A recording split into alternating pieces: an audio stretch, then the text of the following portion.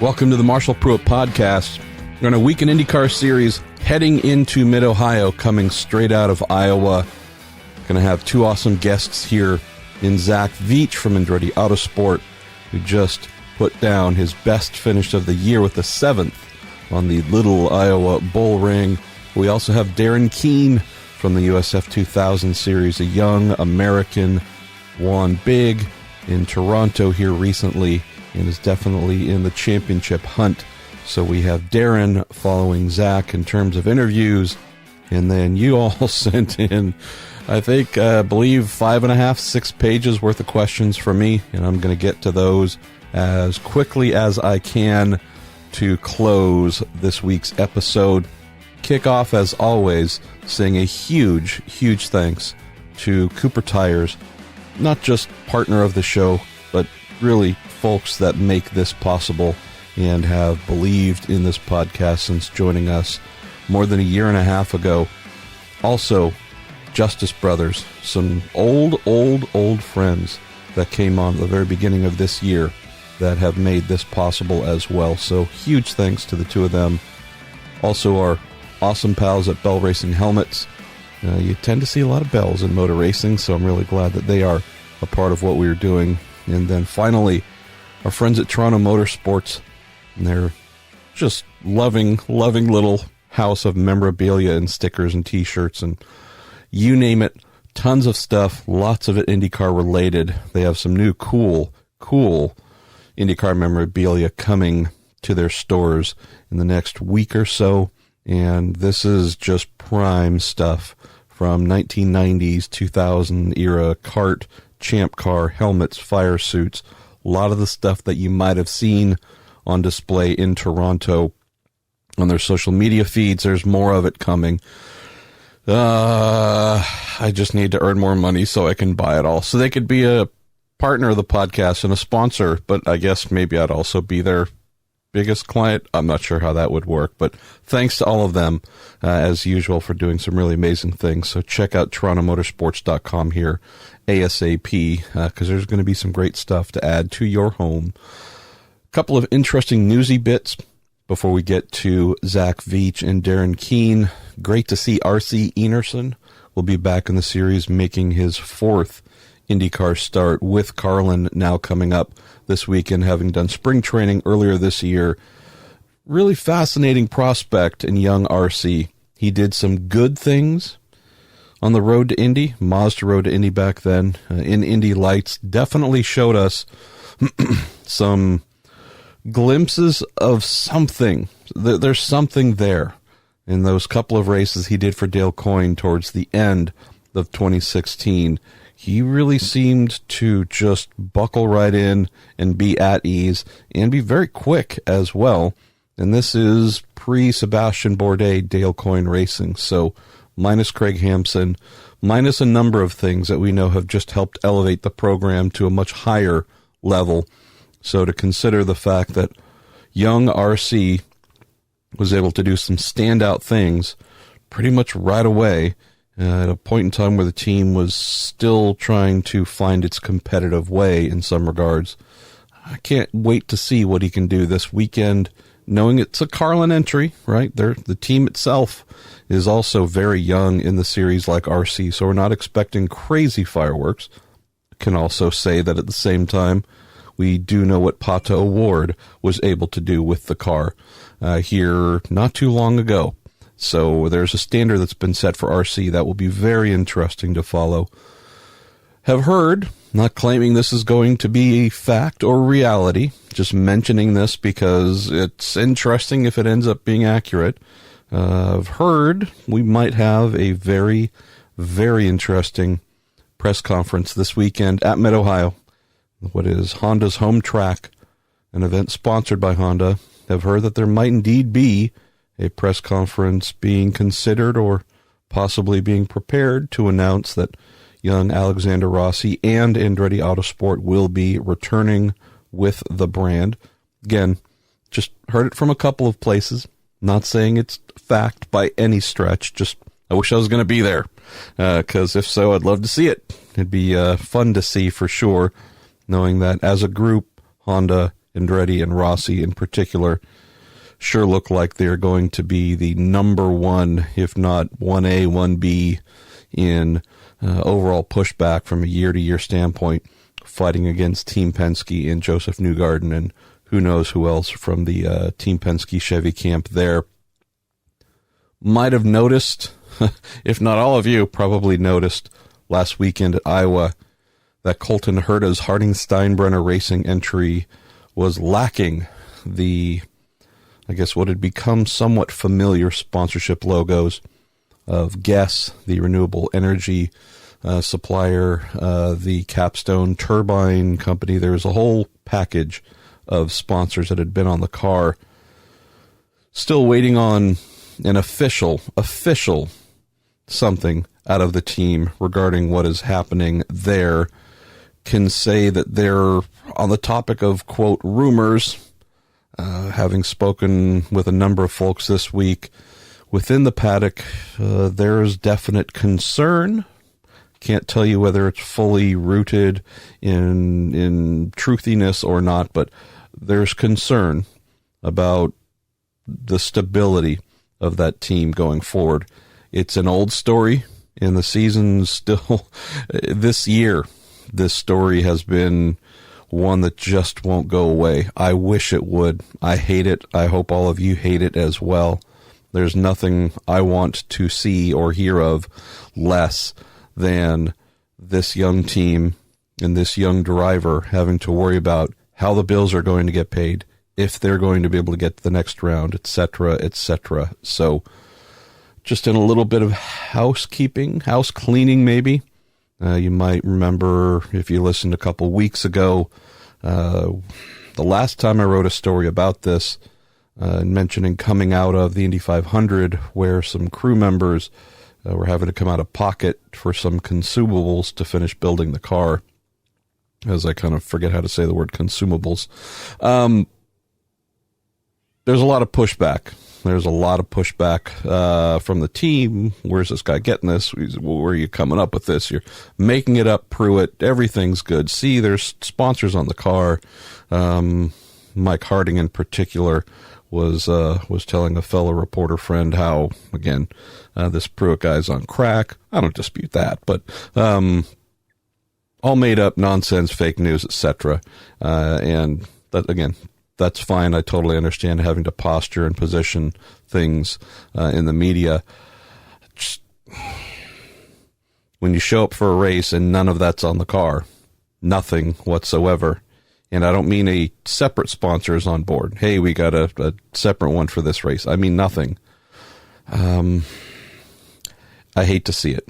And I wish that they had everything they need. I don't fully understand why the team continues to struggle to find the basic funding needed. I'm not talking huge funding. I'm not talking, wow, full season guaranteed all at once. I'm just talking the things needed to say, yep, then we're going to go to the next one, and we're going to go to the next one. And, hey, sponsors, we need X amount. Let's look at this in very small bite size capacities, not big $5, $6, $7 million chunk for the full year capacity. So wish I understood why the struggles existed just to drum up the money, even to go race to race. So beyond any issues that may or may not be in place with the sponsors that we have seen on their car that were not there at Iowa, whether there's more money to be found elsewhere, I'm not sure. But knowing that this has been a almost endless topic, something that has hit 3-4 times this year already, questions about them coming out of the gate, being able to race, Pato Awards thing going sideways because a team couldn't find the money to honor their contract with him, the team barely getting to spring training, missing the more or less everybody showing up to Monterey for a private test right before spring training. And then, again, they were crazy quick at spring training, but again, financially, some Hail Marys had to be done just to get them there. In early parts of the season, very thin financially, continues to be really tenuous.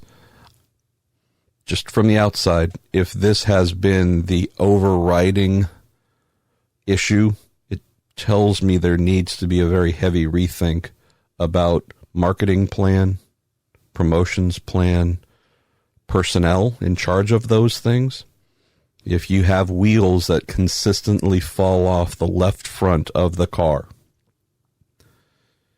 at some point in time, you're going to have to say, Fred, I love you, man. Can't have you changing the left front tire anymore because it keeps falling off over and over and over. That's what we would do if the situation was during pit stops. If we keep having wheels falling off and off and off and off financially, you could either say, boy, sure, it's a lot of bad luck, or is there a structural flaw in how things are being done or who are doing those things? Don't know. Just know that for a kid this talented and a team that has clearly shown how talented they are, these are the problems you would expect from lesser teams with lesser drivers. So when it's hitting with those who should not be in the midst of this, just creates a pause to think about what changes might be made to eliminate it from becoming the continual wheel falling off syndrome. Last thing I'll mention here quickly before we get to our man, Zach Veach. Last week we had a question sent in by somebody, and I went to answer it, and I answered it in long form, and it was about whether I was going to be in Mid-Ohio this weekend to hold another episode of our live Week in IndyCar podcast following last year's that we did in Victory Lane, all courtesy of the Green Savory Green Promotions Group and Cooper Tires making all that possible. And it was a lot of fun. It was an all-Ohio episode, and then we were joined by Jay Fry, but Midwest guy, so we kind of lumped him in there. And in answering that, I use that as a bit of a vehicle to mention why I can't and won't, that obviously being with things having to look after on the home front with my wife. And I just decided to delete that entire thing because it was too much. And since then, my wife has also said, hey, can we please kind of keep things quiet for a little while? We have been going through some things that really aren't meant for public discourse. And I don't mean like it's something folks would talk about, but just stuff that's like, hey, we're going to keep this in the family right now. And so I apologize, as well, because I'm dumb in the head, did not have the person's name saved who sent in that question. So I apologize for failing you on that. But to answer that question left over from last week, no, unfortunately, we'll not be having another podcast this weekend. We'd planned on it. We'd actually planned on it months ago. Cooper Tires was going to put on a big old barbecue in Victory Lane, hamburgers, hot dogs, probably beers for those who are old enough. We were going to do a big old thing. And unfortunately, just because I can't be there, we won't be doing that this weekend. Hoping to here sometime in the very near future give you some updates on what's going on the home front. No reason to worry. I think most of you know that we have been in a cancer fight now. Actually, boy, we are 5 weeks away from a 1-year anniversary, if anniversary is the right word to use for such things. That's going well. We have some other issues going on, which aren't well. But my wife's health in general terms, and it's crazy thing to say, mortality is good, not in question. So just some other things. Might know or might have seen somewhere that I mentioned we were having to move. So that's that's become something that, in and among all this, it's a necessity. We're not getting kicked out. We're not getting. They're not building a highway through our backyard or any of that kind of stuff. But we're having to move, and it's related to some of the issues that we're dealing with right now. But anyways, thank you for all those who sent in encouraging notes, and also to those who have asked questions on social media. How's your wife doing? I have not responded to any of those, and it is intentional. I don't know how to answer by saying thanks, but I don't want to answer. And so I can guarantee you there's a more graceful way to say that. I'm just lacking the ability to find that right now. So we will hopefully have my first race back at Portland in about a month, a little over a month. And provided all that works out as planned, and we're at a place on the home front where I can catch that little 1 hour or 2 hour flight north, have a live episode there. Last year's was probably it was the first breakout live podcast that I'd done. And because we had, I don't know how many people, but we had a lot. And it was all due to a really amazing lineup of Dario Franchitti, Will Power, Sebastian Bourdais, and a couple of other guests that came in as well. But I'm hoping we can do the same exact thing with the same exact guests, maybe even bring you a few more, maybe a legend if he or she is there, and just really try and celebrate, because it's been far too long since I have been to a motor race. It's actually been far too long since I have traveled more than 20 miles from home. I just did that yesterday and realized that since I flew home May 21st, I have not traveled more than about 3 miles from home, to and from the hospital, and pretty much that's about it. So, anyways, all random, meaningless things popping into my mind. But, yeah, wish I was going to be there this weekend. Wish I could put on a live show there. But, and speaking with the folks at Portland International Raceway, my pal E.C. Mueller, we were hoping to get something going there. And that would probably be on the Friday, like we did last year, end of day. But we'll try and figure that out if you're going to be there. And then I believe, since they are both local races, in September, we'll be doing one at IMSA at Monterey, and then 5 days later at IndyCar Monterey. So a little bit of a West Coast thing. Hopefully, if you're attending any of those, we will rock them out with some live podcasts and give you some free stuff, because I've got a whole bunch of it left over from Indy that I was not able to give away since I had to head home. So with all that said, let's get going with our man, Zach Veach. Bit of a quick visit this time, then young Darren Keane, and then a whole heck of a bunch of questions you sent in for me, and I'm going to try and answer them as quickly as I can so I can get to some other items like packing boxes to move here on the Marshall Pruett Podcast, our Week in IndyCar show, brought to you by Cooper Tires, the Justice Brothers, Bell Racing Helmets, and TorontoMotorsports.com. Holy cow! Is it a Zach Veach episode of the Week in IndyCar? I have appeared. You have appeared. Yes, you have, my man. Mr. Driving like a crazy person, having your best finish of the year at Iowa. Got a lot of great questions as usual, and some of them start off on that topic. Let's go there first, my man. Perfect. 7th place at Iowa. I mean, I know you want to be talking about, hey, first place at Iowa. What's the mindset, though, coming here a couple days after the event of, can this 7th place be the thing that kind of trips you back into the really positive momentum coming out of 18 that it's been a little bit elusive this year? Yeah, no, I hope so.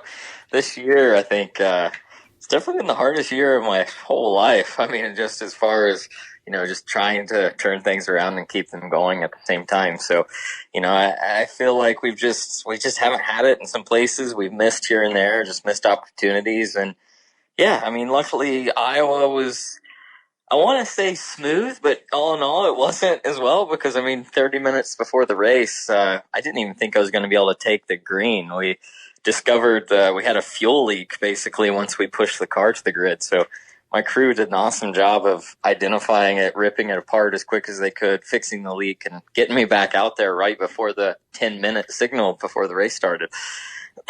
Wow. Well, before we get to the serious questions, as an avid, I don't know, are you called a fish tanker? I don't know what it's called in terms of a hobby, but were there any thoughts of walling off part of like the forward part of your Dallara DW12 cockpit in this huge rainstorm, having the seat area fill up and putting some fish in there or something to amuse yourself during the rain delay?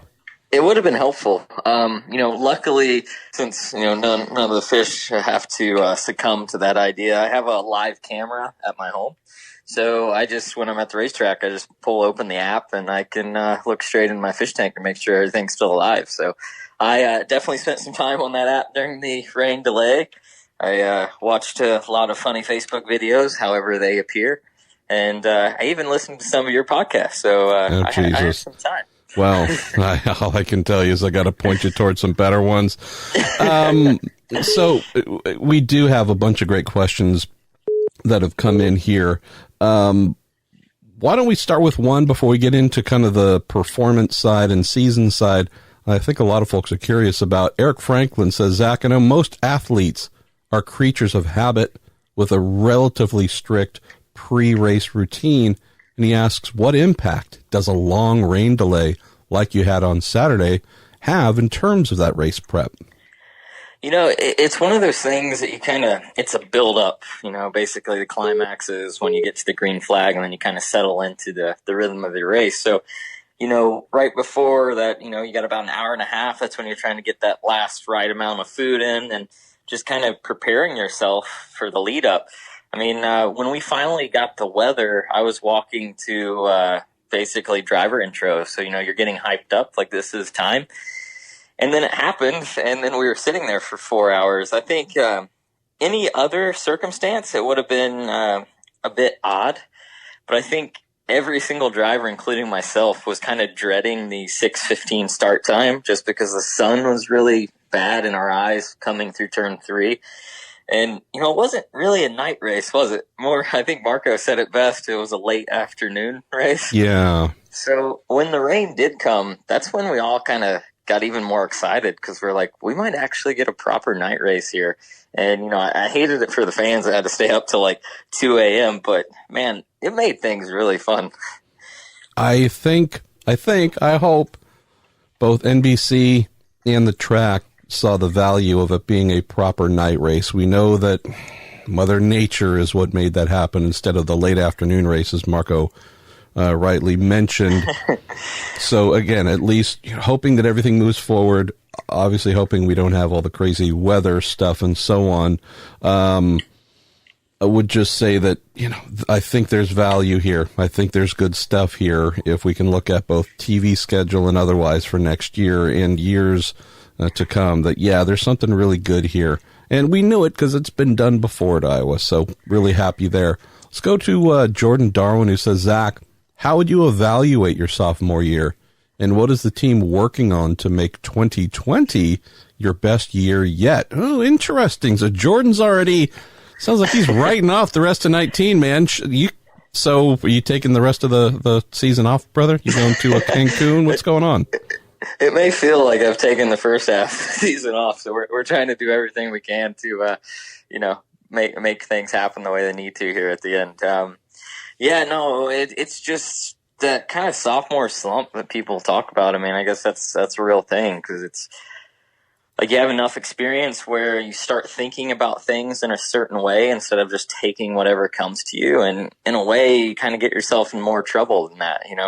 I look at it like Santino, at Iowa. That's just being a rookie and looking at it from one perspective and blasting it off on the outside all night. Like, it's just, you're very creative when you're seeing things for the first time. And then when you come around the second time, you're trying to manipulate things more and, in a way, getting more in your own way. So we've just been trying to take a step back and just get back to driving, how I was last year. And luckily, I feel like we've done better with that. It's just circumstances haven't been too great. So yeah, we're trying to do whatever we can. I think just figuring out how we can communicate a little bit better and build a little better product for when it comes race time. I think I just heard you say your sophomore season would be going better if you were dumb. But That's exactly what I said. But kidding aside a bit, but it does sound like what you're saying is, if anything, one of the enduring, quote, issues this year is maybe you have been overthinking things just a little bit, coming off of what you learned last year. Yeah, I would agree completely because, you go from just reacting to predicting, and, sometimes you just need to shut the brain off and just go out there and drive the hell out of it, and then you have a good night. Absolutely. Let's see. Ryan Terpstra, interesting question here. He says, nice run Sunday morning, Zach. He says, what do you think contributes to the disparity in performance for the Andretti team at Iowa, for example? He said, you and Alexander Rossi seemed to head in different directions as the race went on, but your teammates Ryan Hunter-Ray struggled, and Marco Andretti actually got black flagged. That'd be lovely to explore a little bit. And I know you're not here to, explain who did what and why in terms of setup, but we look at even Team Penske, though, right? They qualified, kicked everybody's butt in qualifying, looked like they were going to be strong early in the race. Then all of a sudden it wasn't. It was a Joseph Newgarden show, but he didn't necessarily have his wingmen right behind him. Same thing at Andretti. Share with folks how that can happen. Yeah, of course. I mean, that's an awesome question. Thank you. I mean, to go into exactly what happened, I can't tell you, but just for contractual reasons. But we were all sitting in the trailer basically before the race started and, waiting out the rainstorm. And there was basically two little mini teams inside of Andretti at that time. So, we luckily had a test at Iowa last year. So when we showed up for the race, we were all basically kind of digging the same car, the same balance. And then once we showed up this year, we don't know if it was just the weather, but, our package just wasn't as strong as it was the year before. So we really had to kind of change gears and punt in three different ways. All the cars kind of tried completely different setups to find what they would like. And then Alex and I kind of migrated in one direction, and Ryan and Marco migrated and we were sitting there joking that, wherever we're at in the race, if we're passing each other, we're going to know who chose the right answer, basically. And once we got kind of started, it kind of just started going in that direction. I think just Marco and Ryan had a much more difficult night than Alex and I did. And, that's short track oval racing. It's really dependent on what you have under you. Apologies for all the beeps. I've got both Brian Barnhart calling and a caseworker from the hospital. So once we're done here, I'm going to be making a lot of phone calls back to awesome people, but I don't want to break the little fun we're having here. Let's see. We're going to switch over. Didn't have a lot of questions on Twitter. Might tell us you're failing there. Need to fix that up. Just kidding. Yeah, maybe. All right. So coming back to the topic of fuel leak, Mark Pesky, I think I've possibly mangled your last name, Mark. If I have, tell me how to mangle it less. He says, fuel leak at Iowa. Nicely caught and repaired by the crew. Flames in the pits last year. Veach, what is your fascination with fire? Man, that was my thought process, actually, because we rolled the car out to our pit box before we gridded it, and then when they were pushing the car from our pit box to our starting position, there was a puddle under the car, and of course that always scares people, so somebody got down there and put their fingers in it and found out it was fuel. So we rushed things back, and basically it was just where the car sat full of fuel that long, not going anywhere. Just fuel goes in places, much like the SR-71. So luckily they were able to fix it very, very quickly. And then they told me, don't worry, it's just from when the car was sitting there. As soon as you get on track and at speed, the leak is going to stop and it'll be fine.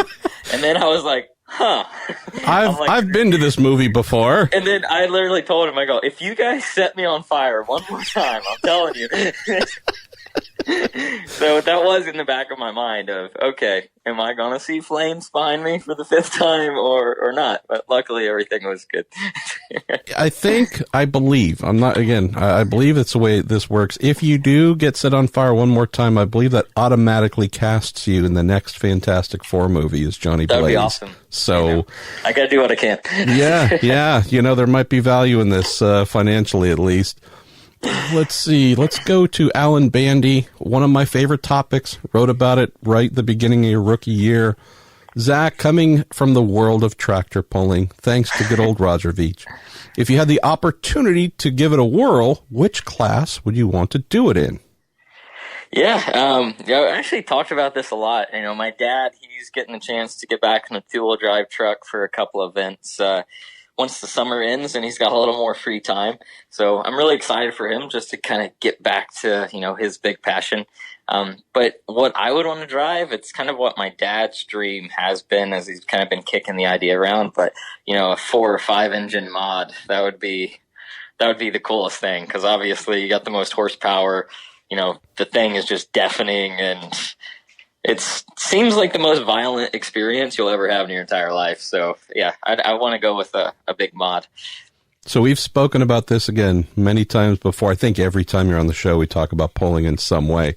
So again, traditionally, you either have big American V8 iron, supercharged, crazy multiple engine, or you have diesel, just paint the sky black with crazy emissions and whatnot. Any thoughts? And have you genuinely ever raised the issue to your friends and engine suppliers at Honda Performance Development about, come on, you got to have like a V8 Ridgeline, something we could stack 5 of those, super quad turbo. Just saying, man, there might be some brand extension here. Yeah, that'd be crazy. It would definitely change the dynamic of tractor pulling when you have a Honda guy, or in that case, 4 Honda guys plugged into each engine before it goes on track, staring at their computer going, yep, she's good.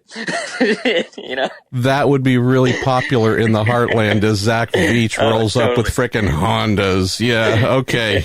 That's a funny looking bow tie logo. It kind of melted a little bit. Oh, Lord. Let's see. Where should we go next? Why don't we...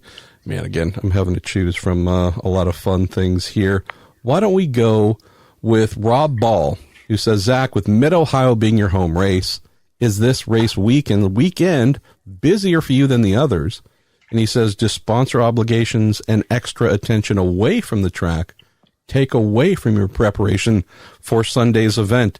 It's a really good one on mindset, right? Because a lot of what we've spoken about your sophomore season hasn't been about camber, shims, and ride height. It's been mental approach. Yeah, no, that's also a great question. I mean, I appreciate people looking at it that way because you're absolutely right. I mean, it's not so much added pressure or anything. It's just there's a lot more workload as far as just engagements in a way, and not in a bad way. It's something that I'm happy to see all my family and obviously my hometown supporters. It's so cool that they come out in such numbers that you're just really busy just seeing everyone all weekend, which is cool to do well there because it's firsthand experience for everyone. So I'm looking forward to it. I don't drive over till Thursday morning, so luckily I have proper amount of time home to kind of do all of my prep for Mid-Ohio. I'll be in the shop for a couple hours tomorrow with my engineer.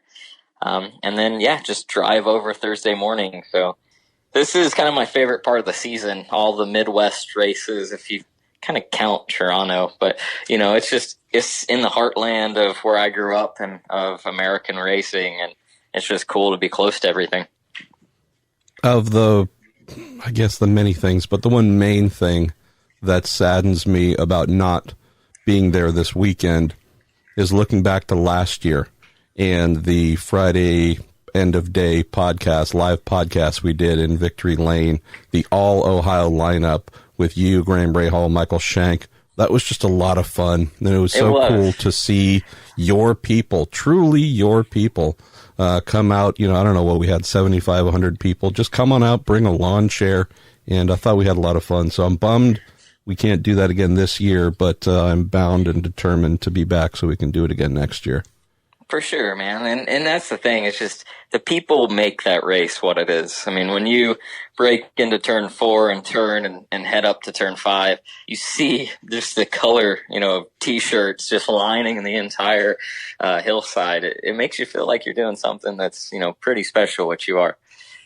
All right. Well, we're going to keep this a little bit of a shorter episode. We got a couple, or I should say a number of questions that are on similar themes. So if you haven't heard me call out your name specifically, it's just because I chose someone else's that was similar.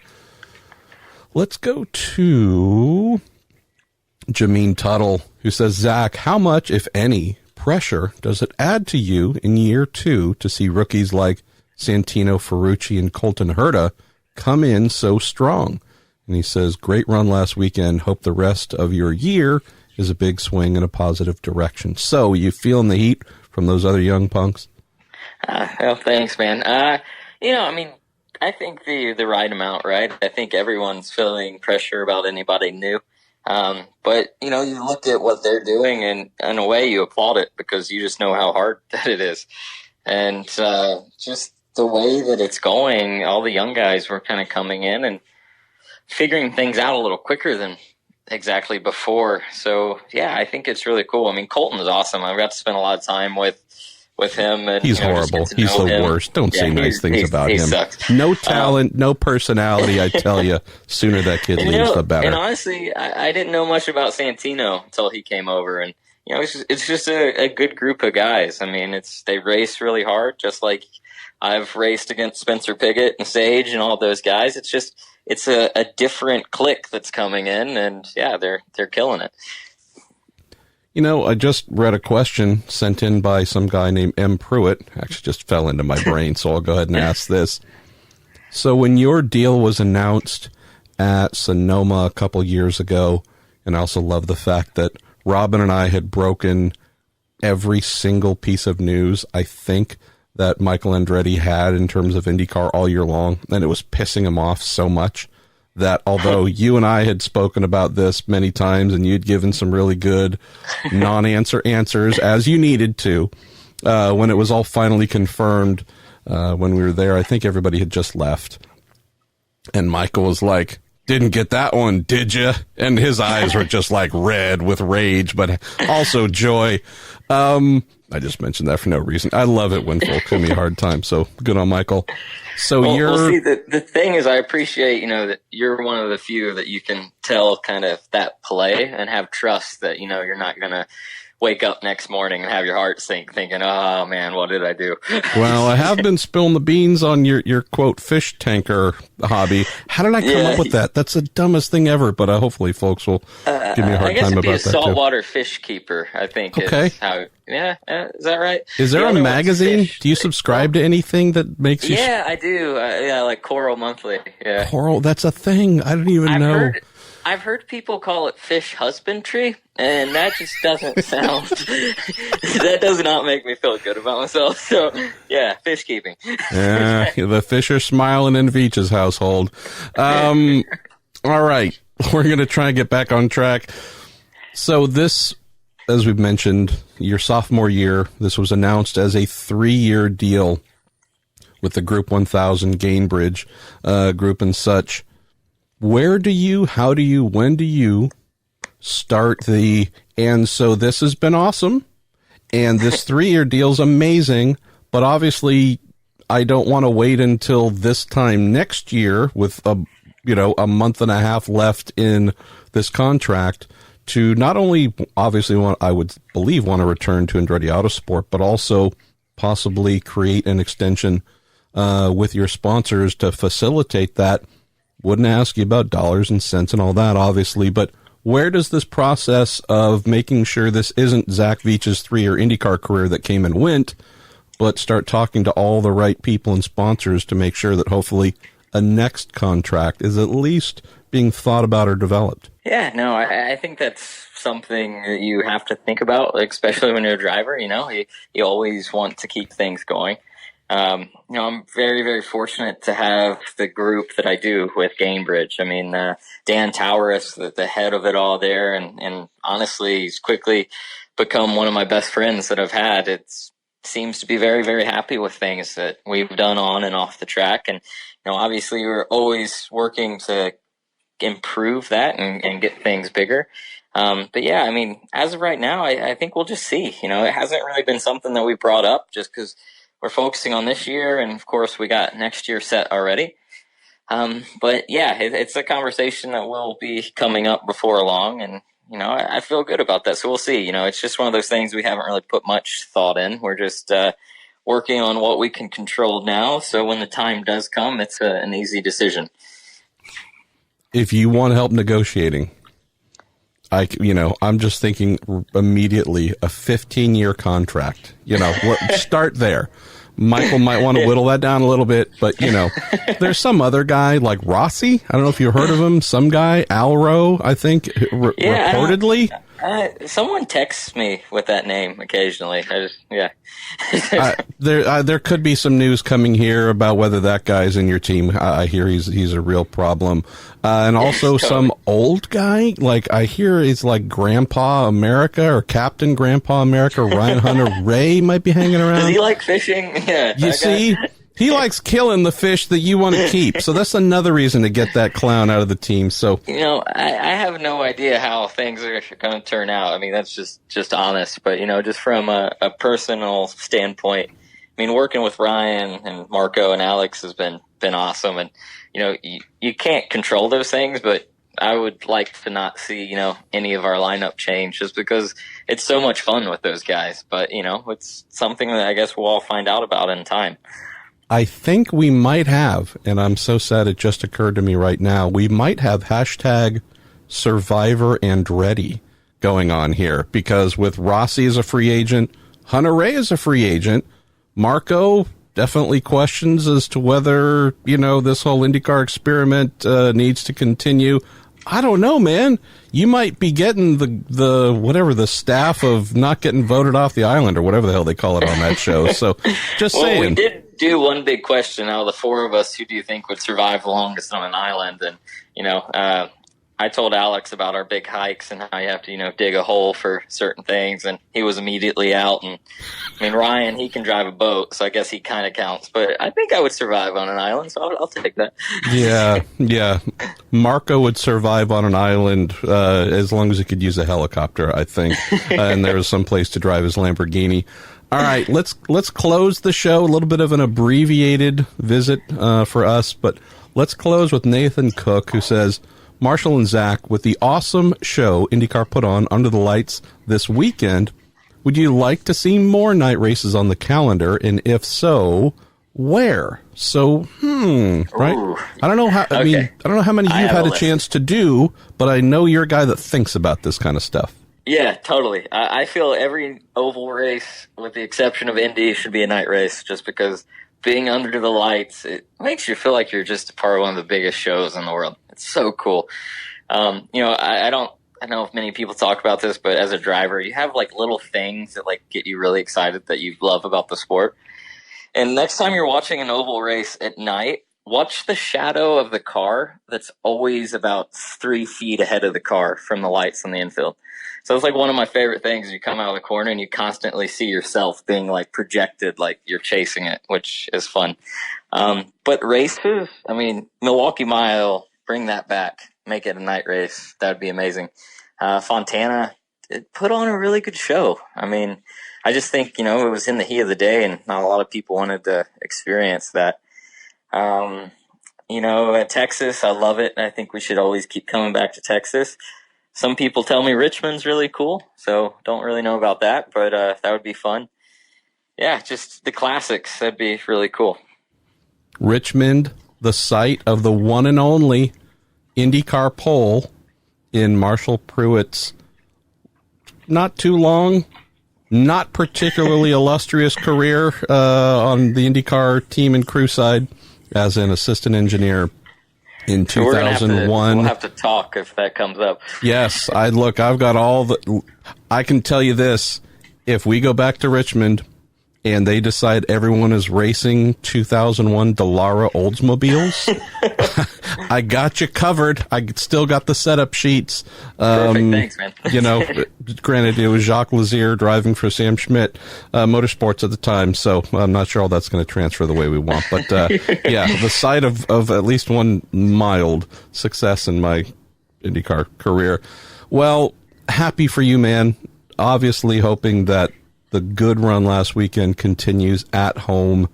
Wish I could be there to see it, but nonetheless, thanks for always making time for us and also just bringing fun. Realize that what you do between the green and checkered flag is very serious, but the rest, man, just appreciate that you're not only always willing to connect with fans, but just try and have a little bit of fun too. Yeah, of course, buddy. No, that's why you got to enjoy your life outside of everything else. And, it's just been such a fun couple of years that it's been. And, of course, we're all thinking about you guys, too, man. Hope everything's going well. And we look forward to having you both at the racetrack again sometime soon. Amen to that. Go kick some butt, Zach Veach, and I'll look forward to speaking soon. Well, we like winners on the Week in IndyCar, especially Road to Indy winners. We have yet another one this week, making his first appearance on the show, USF 2000's Darren Keane. How are you, my man? I'm great. Thanks, Marshall. Great to be here. Thank you so much for having me. So, you had some pretty fun headlines to write following Toronto in the USF 2000 series. For someone like yourself who wants to do nothing but use the Road to Indy for everything it's capable of doing, getting you from the start here, USF 2000, to get into Indy Pro 2000, Indy Lights, IndyCar.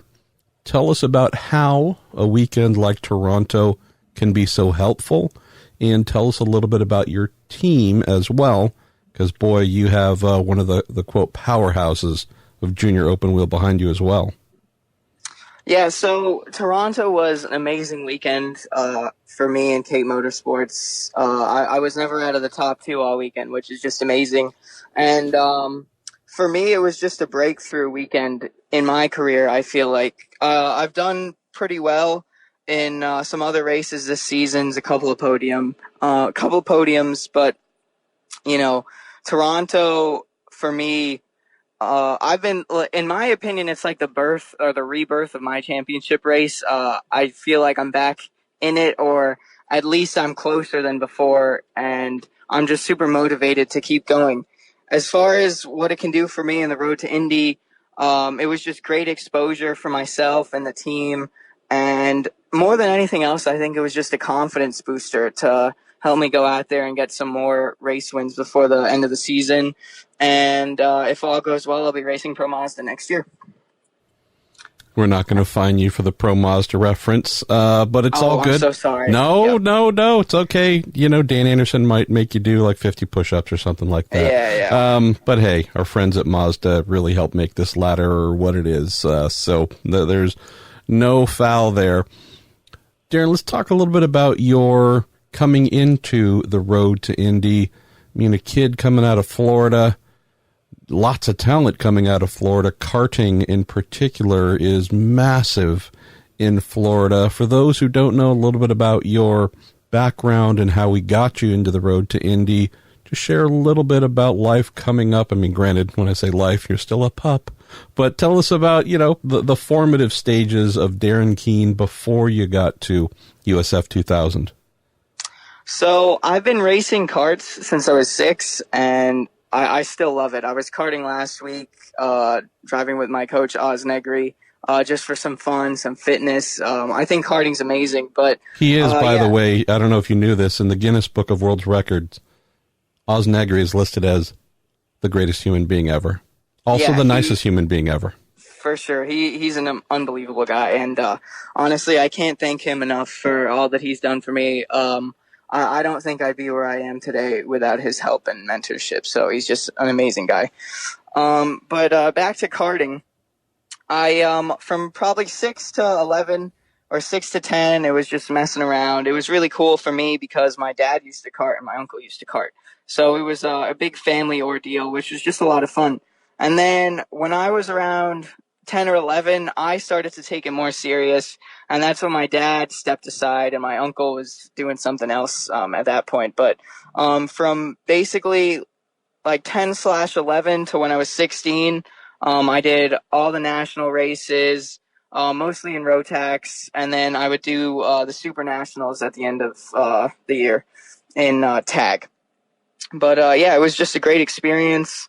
I moved to Europe for 2 years, or a year and a half technically, to race in the British Championship for Rotax and the Euromax Championship for Rotax. So that was just another great experience. And I think England just really helped me, not only in driving, but just to get another place, under my books, and just learn more about some other parts of the world and how other people act and stuff like that. I think it was just mind opening, and it was good. It was a really fun time. I really, really look back on my days in karting with some, amazing memories, and it was definitely like some of the best years of my life to date.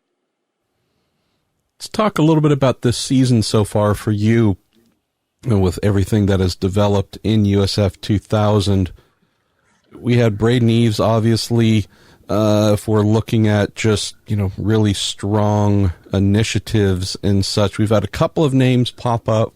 I'm really glad that you're starting to assert your name more as well, Darren. But tell me about the caliber of competition, right?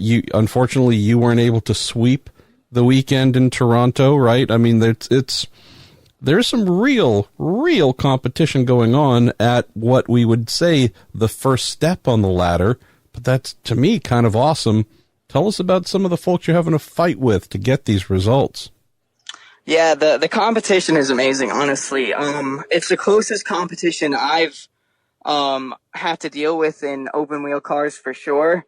The racing's always extremely close. I'm not sure if you were paying close attention to Road America and Race 2, but we had a 5-car battle for the lead for probably like the first 5 laps, and everyone was involved, and it's just super close. Paps have definitely got a little stronger in these like past few races. So they're Colin and Hunter. So those are 2 cars that are always in the mix. Myself and Braden are normally up there in the mix. So that's 4 cars. And then Christian, he's up there too. So for me, it's always like between those 5 cars, and it's super close between us. Christian and I were pretty much doing the same times every lap at Toronto. And, it was just fun. It's really fun to race closely.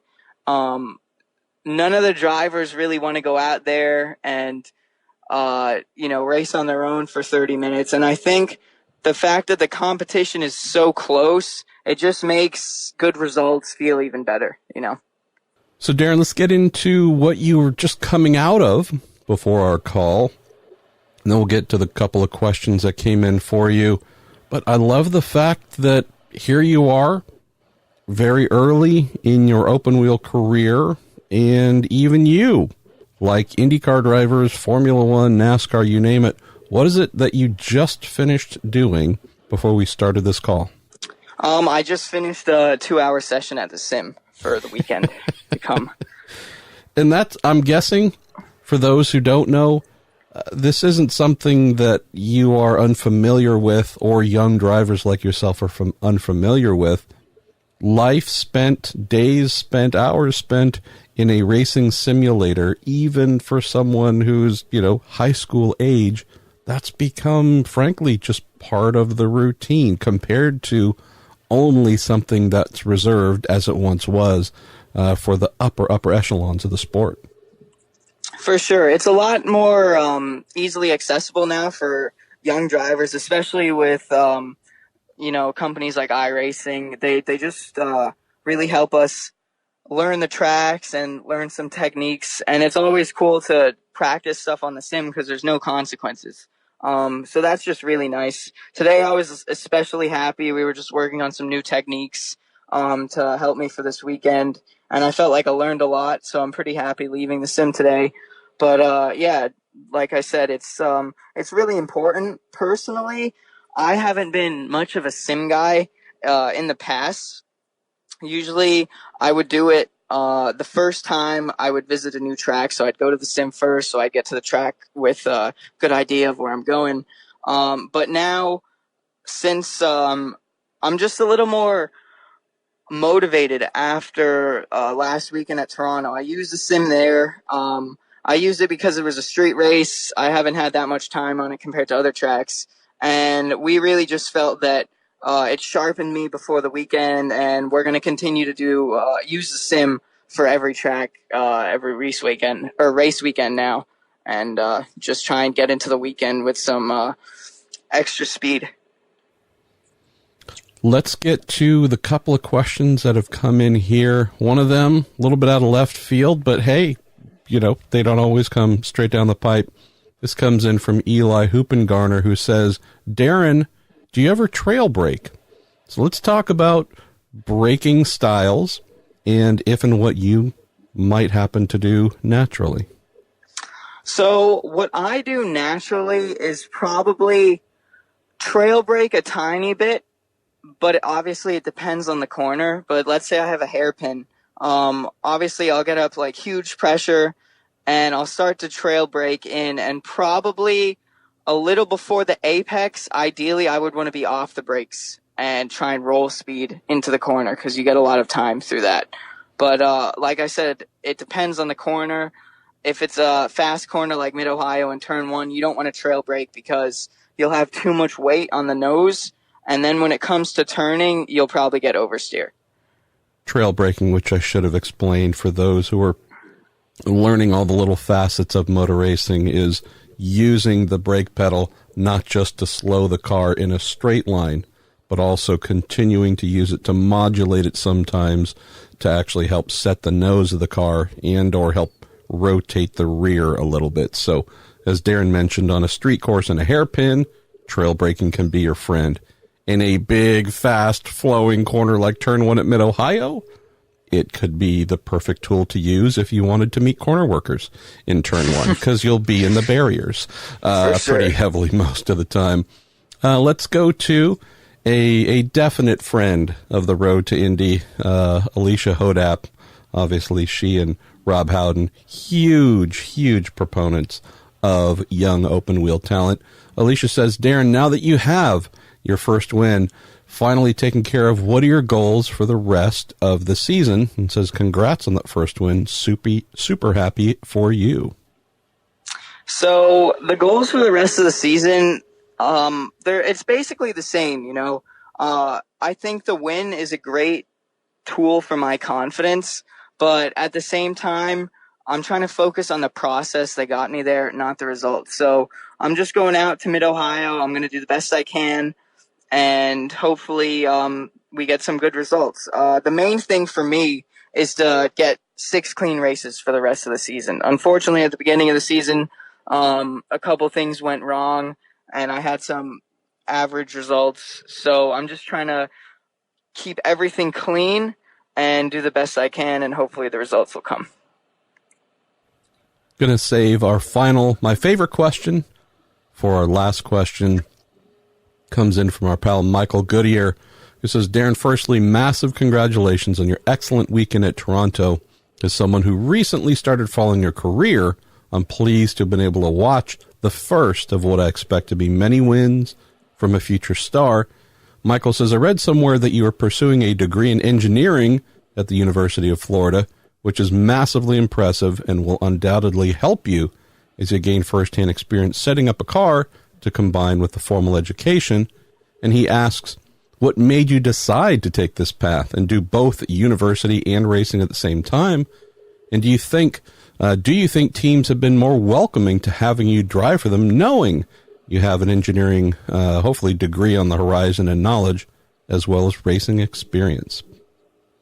So initially, my thought process to do both was to have a plan B or some sort of backup plan if racing didn't work out. I didn't want to be, stuck at 22 or 23, kind of wondering what I do next if racing didn't work out for me.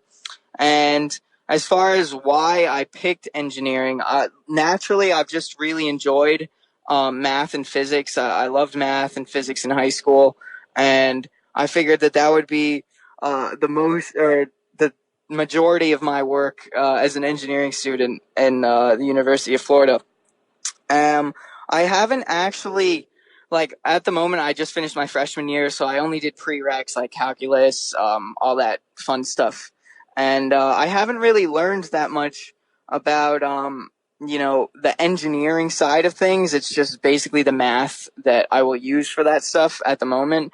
But I definitely think that it'll help me, and obviously, as it was mentioned, it would definitely, the mindset was, it would definitely help me to understand what was going on with the car and help the setup for my engineers. And then lastly, I think that the teams definitely appreciate what I'm doing. Racing is a super time-consuming sport, as well as trying to get a degree. So I think it just shows high commitment and, the ability to try and learn new things and be open-minded. I just think it'll stand to me whether I'm racing in the future or if racing doesn't work out.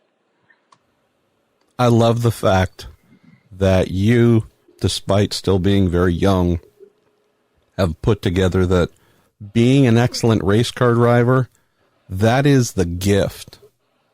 Being an extremely intelligent person who has educated himself and has created lifelong opportunities completely independent from motor racing, that's your duty. One's awesome. We all hope you have a long and amazing career as a race car driver. But the fact that you, on your own, I don't think out of fear, what if it doesn't work out, but just, hey, this would be smart. Just being the guy who does the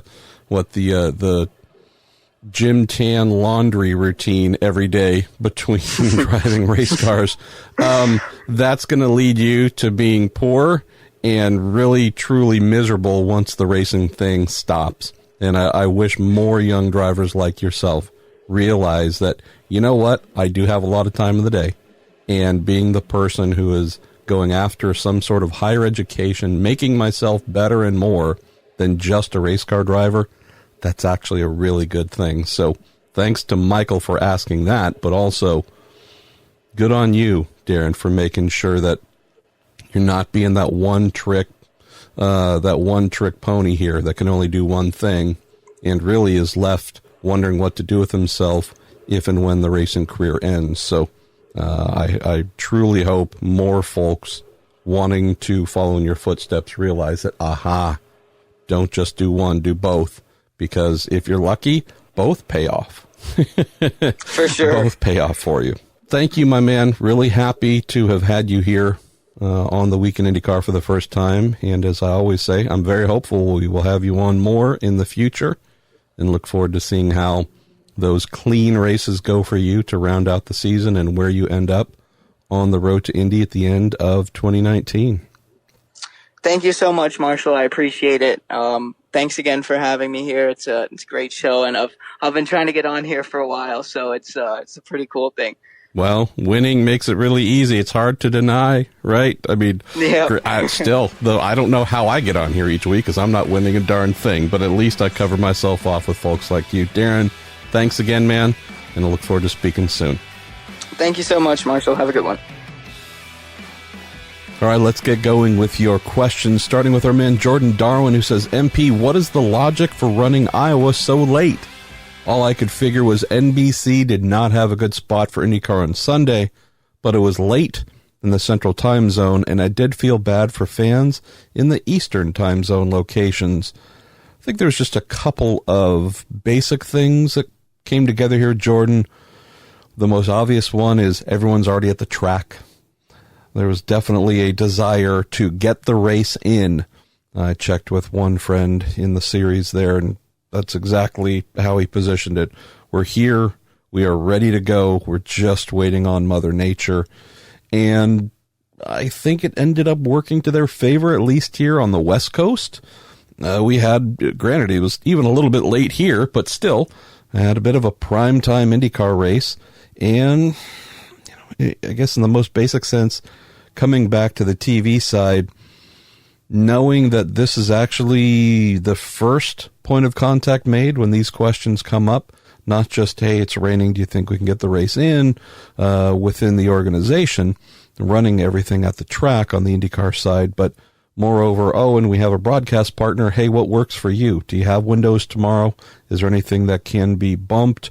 Or, since we're already here and can probably shuffle some things without throwing off other major sporting events, since, again, with the time in note here, Jordan, I don't think that there was a lot in terms of big live events that IndyCar would have been intruding upon in trying to get this done much later Saturday night than had they tried to wedge themselves into things that were already pre-planned on Sunday. So, yeah, just making the best out of a situation that was about as polar opposite as you can be, from 1,000 trillion degrees the day before to thunderstorms and rain and insanity the following. So I actually thought it worked out well, and I hope that IndyCar, Iowa, and NBC realize going forward they really do need to make this a permanent night race. Andy Bauer says, MP, any update on Dragon Speed? Thank you for asking that, Andy, because it reminded me to reach out to team owner, team principal Elton Julian, and he said, been trying to get through a couple of infrastructure, procedural things on their end. Nothing bad, nothing, anything, just got to clean up a couple of things on their end, and they're hoping to get back out. They really want to make the upcoming, quote, rookie test at Gateway here, I believe August 1st, where Felix Rosenquist and Marcus Ericsson will be running. So that's a big goal for them to run with Ben Hanley. Not sure, he wasn't sure if they're going to be able to get that done and get there and do that, but their ambition is to run Gateway next. Stephen Kilsdonk says, MP, you spoke last week about the challenges that may face Robert Wickens when he decides to drive IndyCars again. One aspect that he has brought up on several occasions is that a brake pressure required to operate an IndyCar at its full potential. Could there be some, quote, power brakes solution, or should Robert start building up Zanardi-like Popeye arms to operate a brake lever with his hands? Raised great individual topic here, Stephen, in what might happen for Robert from the standpoint of, yes, compared to a pro Mazda like Michael Johnson drove, Michael being only being abled with his hands. Yes, both cars, downforce cars, and have a lot of braking capabilities, but the massive downforce and tires and speed all involved with an IndyCar really pushing into a different realm. I think this would probably be the one major area that does not have an immediate solution, Stephen, that would have to be explored. So we know that in Zanardi's BMW M8 GTE, the solution was to do, as you mentioned, a big old handbrake, honestly the size of what you would see in one of Ken Block's hooning mobiles to help lock the rears and do spin, slides, donuts, whatever. Don't have that space in an Indy car. So I don't think that would be much of a solution, which just leads me to believe we would be talking about some sort of servo-assisted, electrical, hydraulic something on board that helps to generate the wicked amount of force normally reserved or normally created through one's leg. That's the only thing that comes to mind here. To do this, and very likely using a similar ring type situation, there would have to be something on board that generated more or less all of those forces on demand that Robert could then use through his hands to operate. Go to Ben Cohen. Ben Goen? Good Lord, guys, I'm sorry. It's early. Ben Cohen, MP, two things. I'm going to Mid-Ohio for the first time on Sunday. That's great to hear. Any sections of the track you'd recommend watching the start from? He says, second, would love your perspective on what a team goes through when put into a situation like your guest this week was put in when they found a leaking fuel line on the grid. Do teams prepare for scenarios like that? As always, appreciate your insight and continued positivity being sent your family's way. Thank you, Ben. Cohen, not going. Although Ben Cohen is going to Mid-Ohio. Sorry, couldn't resist. Viewing the start. That's a really good one. So there is the grandstand, or there are grandstands on the left, knowing that they start the race on the backside of the circuit. There are grandstands on the what would be driver's left as they head down the hill into the braking zone. I've never been there in those grandstands, so I can't tell you if they are a quality thing. I can't tell you, however, that driver's right on the inside, which is usually packed with people, that hill would definitely be something to consider. You could go lower down the hill, I guess closer to the right-hander where everyone is braking into and then making that right and heading up the short little blast up the hill, then the left looping over it. Just from a viewing standpoint, I like the top of the hill where they're kind of sort of apexing over it, but down just a little bit because you can see a lot of stuff going on there. So I might look at something in that general range, Ben, higher atop the hill, because you can indeed see them coming down into the braking zone, turning right, coming straight at you, then making that left to go over the hill, then down the hill, then right and away. So you can see a lot from that complex.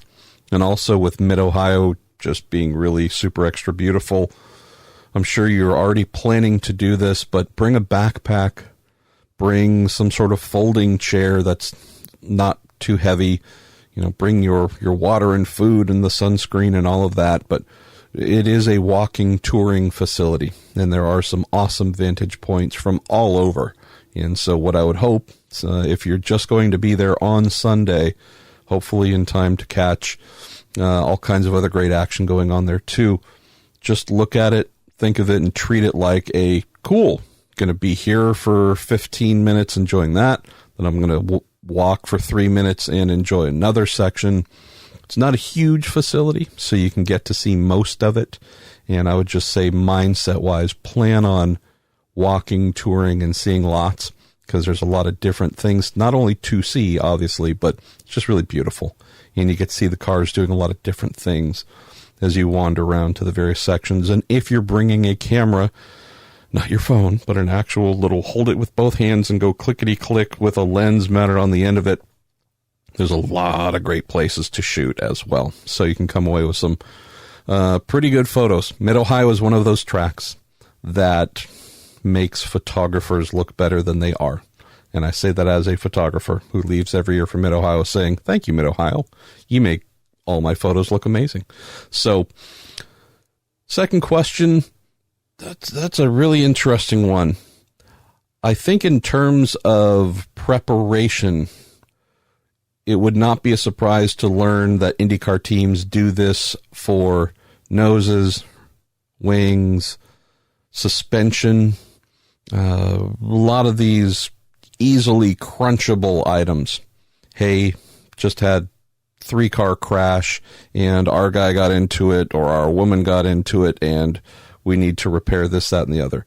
I think the more consumable things, the things you would expect to happen most frequently in a crash, suspension damage, bodywork, front wing, rear wing, something along those lines. Those are the things that most teams drill for. A rapid fuel cell leak repair would probably not be super high on the list for most teams. Some, I'm sure, would. It's a great question I would love to ask the IndyCar teams that are also involved in sports cars. Because I haven't spoken to them yet, but if I were to, I think I'd find that most, like Penske that happen to be in IMSA, the Ganassi team, same thing. I think we'd find that they might actually get down to this level of granular planning and drilling because that is absolutely the kind of thing that sports car teams would do. Think through every little worst case scenario, because at minimum an IMSA race is 100 minutes, those being the couple of street races.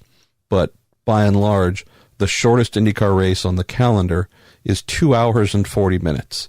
And you have the 4 others that are 6, 10, 12, and 24. So the mindset is prepare for the absolute worst and craziest things to happen that we need to repair to keep going. It's just a totally different mindset. So I wouldn't be surprised if those that play in both paddocks are ones that would have drilled down into things like this on the IndyCar side, just because it's a mindset absolutely practiced on the sports car side. Let's go to a couple questions here that are on similar wavelengths. One from our pal Jerry Suduth. Sorry I won't see you this weekend, Jerry in Mid-Ohio. And also Bob Fay. Jerry says, after watching IMSA at Lime Rock last weekend, I wonder if IndyCar going there would be feasible from strictly a racing standpoint. What do you think? Bob says, Marshall, I see someone else has asked again about maybe having IndyCar at my home track at Lime Rock. The obvious lack of runoff in some areas kind of puts a kibosh on that idea. But I remember you mentioning the idea of having the entire Road to Indy contingent race there. How can we make that happen? Bob also says, I can remember the Barber, Saab, and Dodge days in the Formula Atlantics running with IMSA on Memorial Day weekend back in the 80s. I'm sure there are many fans here in Connecticut that would be very interested in the IndyCar ladder system at Lime Rock. Come on, Marshall, push this idea to the top of Jay Fry's list. Well, you know, one of the cool things about trying to do that, Bob, is Jay also has the ability to take that, move it to the top of his list, and push it right off the ledge into the garbage can. So for the both of you, yeah, I mean, I'd love to see it. I would love to see it. Someone sent in that question to Robin's mailbag this week as well, and I think Robin said, I've never been there, but you have, so can you tell me, give me an answer? And I said, well, it would be a blast until the cars try to complete their first lap, and then they would get launched into outer space.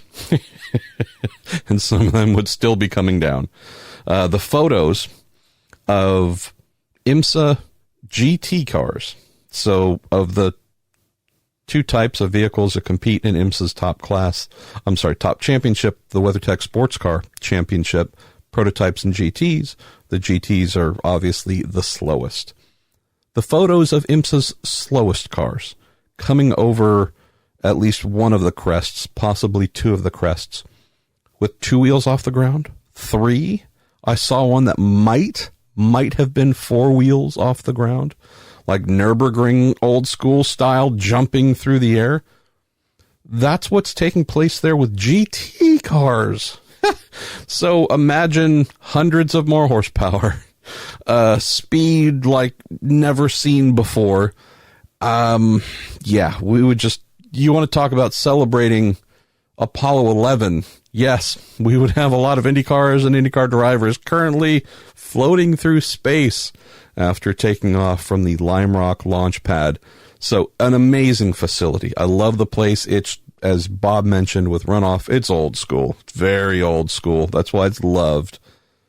That's why I think, you know, even an Indy Lights car might be a little sketchy in terms of flying around there. But some of the lower categories, I think, would be no issue whatsoever on the road to Indies. I'd love to see it. I just think it'd be great for some of the kids to get to go to places that, while IndyCar might not, there's a great history there. And there's also, I think, some great things to learn.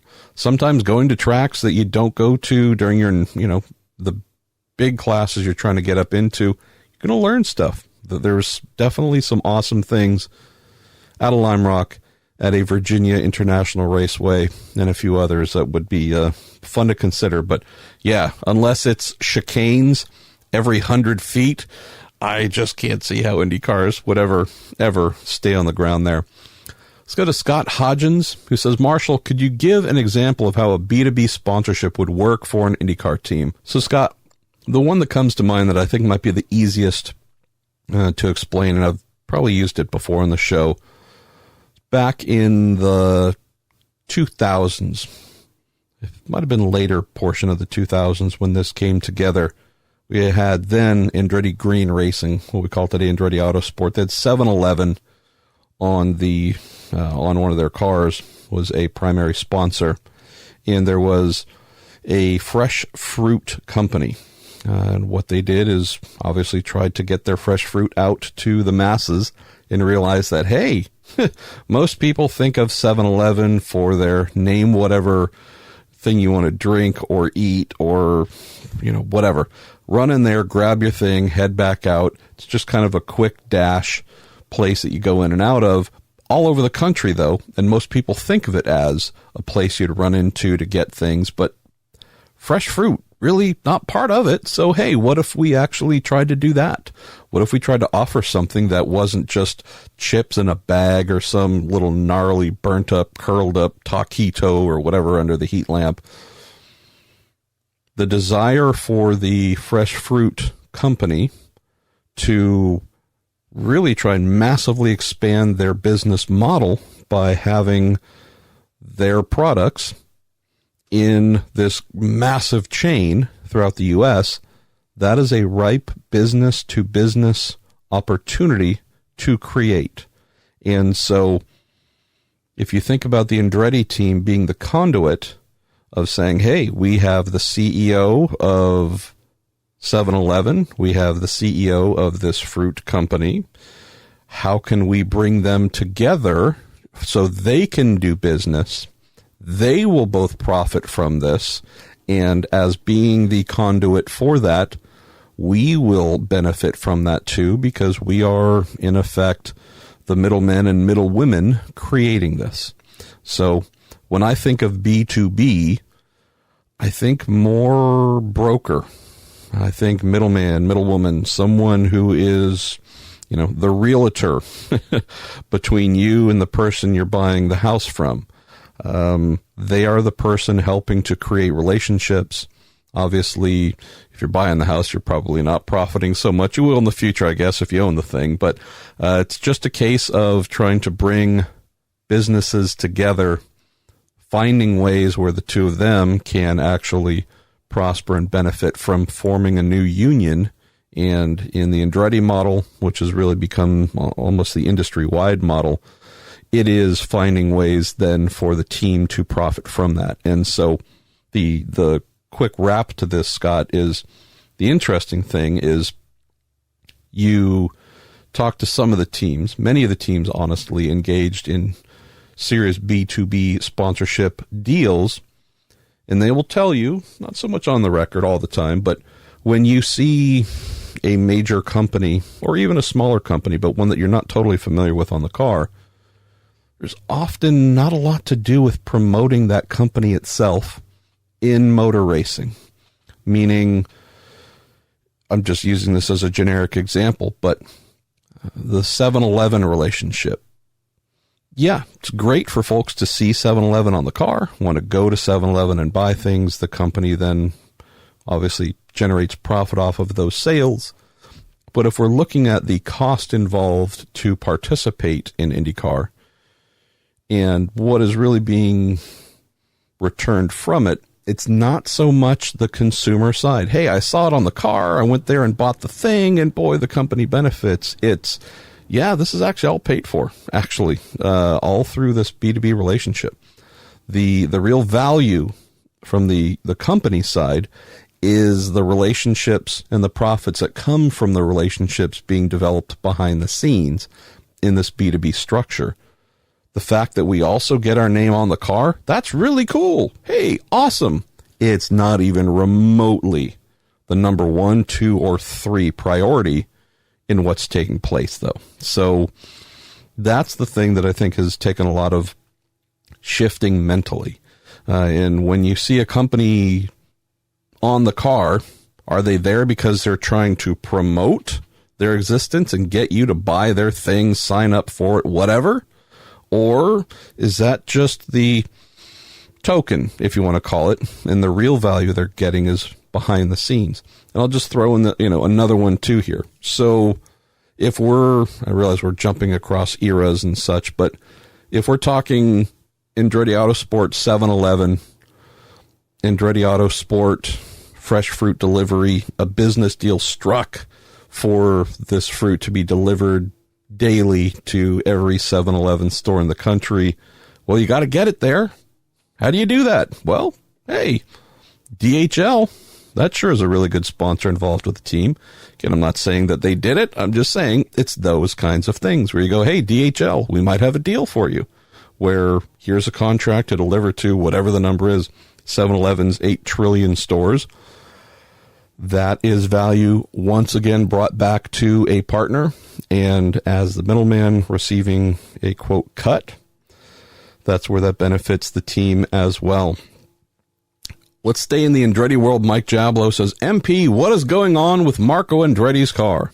He was way off the pace at 2 of his best tracks, Indianapolis and last week at Iowa.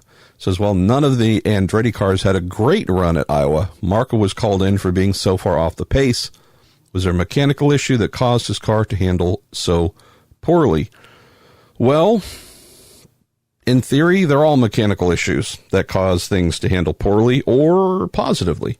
The mechanical issue could be an excellent setup, or it could be a diabolical setup, or it could be a driver who is so finicky about setup that unless it's perfect, you are not going to get a lot out of that driver. Or it could be a driver who is shaken so easily that if the car does something that they don't like early in the race right away, they receive that as almost call it a death threat. The car just tried to kill me.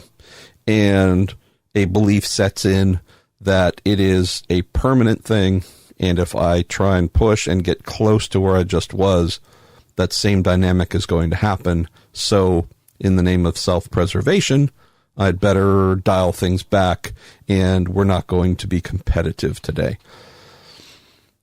The latter scenario might be the closest thing to an answer here, Mike. We'll throw this in. I feel like I've said this before this year. If I haven't, then it's just my brain talking. Silly again. Marco is a young engineer, a rookie engineer named Mark Bryant on his car. This is a kid who won the Indy Lights Championship with Pato O'Ward last year. This is the kid who engineered Pato at Sonoma, where he qualified 5th and finished 8th. So, young Kiwi, super talented. I look at him like I do a Felix Rosenquist, Santino Ferrucci, Colton Herta among race engineers. Wow. Vast potential. Really hope things go well in his formative years in race engineering, because if they do, he could be right up there with a David Faustino, Ben Bretzman, Chris Simmons, Craig Hampson. Super, super high talent here. And my biggest concern coming into the year was he was originally supposed to be at Harding Steinbrenner Racing with Pato. That was the original plan that I heard. When things went sideways with Pato in terms of HSR, he, again, I believe, I could be wrong, but I believe he was then reassigned to Marco's car. Marco's former engineer, Nathan O'Rourke, is now working with Colton Herta. How should I put this? Nathan, while working with Marco, didn't see a lot of him. There was not a lot of Nathan being expressed in the race results. Interesting. Move a very talented, very experienced guy like Nathan O'Rourke laterally out from under Marco's entry. Move him over to Colton, and boom! Race win, pole position. I know Colton's obviously not had the best finishing record that he would want throughout the season, but in most instances, every race we've gone to, you have known Colton was there. Iowa might have been one of the only that comes to mind where he wasn't. But regardless, race engineer, proven, good, etc. Move him to a different driver and a team actually with fewer resources, even though it's still connected to Andretti Autosport, which is Nathan's employer. But you've just seen the difference of removing Nathan from beneath Marco, moving him beneath Colton, night and day difference. I am concerned for young Mr. Bryant that this has been a brutal year. And I know that he has a lot to learn as a rookie IndyCar race engineer, but I would suggest that if things had panned out at Harding Steinbrenner Racing and he had worked with Pato, or who knows, had he worked with Colton, we would have seen similarly impressive things happen as he was able to produce last year. I don't know what the deal is, Mike, with Marco. It's going to be one of those great mysteries of life whenever he retires. I have a great and deep affinity for Marco as a person. I also have seen him from his earliest junior open wheel days, watched him up through Indy Lights into IndyCar, been there for his entire IndyCar career, seen, I think, one, if not both of his wins, one for sure. Have seen when everything goes well for him. I just know that with Marco, unfortunately, there is something within him that if the car does not feel right early in a race, if it does something that, quote, spooks him, you almost lose the patient for the rest of the event. And even if the car is not handling well, even if it's doing things that you really don't like, what's the thing that we talk about every year when it comes down to championships and how they are decided, or those who either succeed in the championship or those who fall out and do not end up getting the title?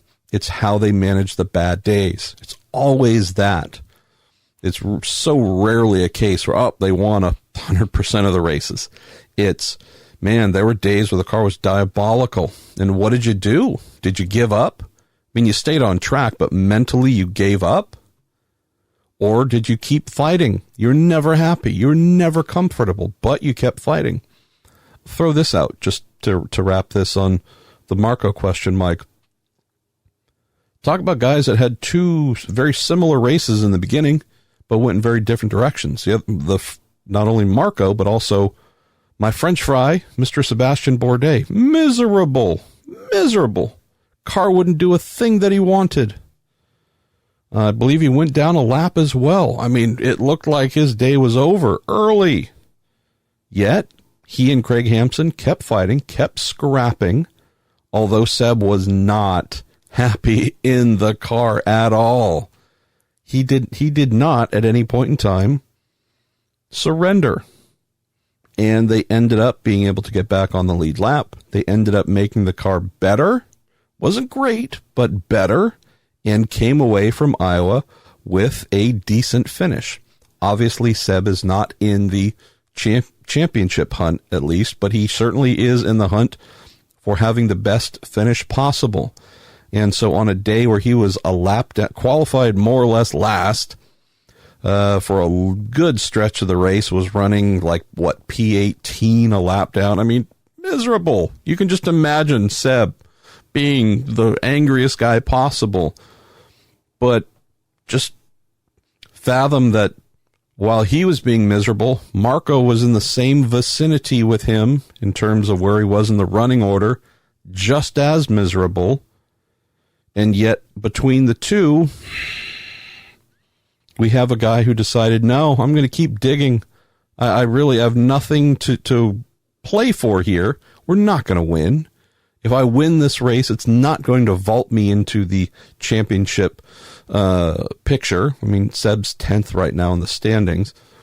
But he obviously knows that, look, my entire team put in crazy amounts of work.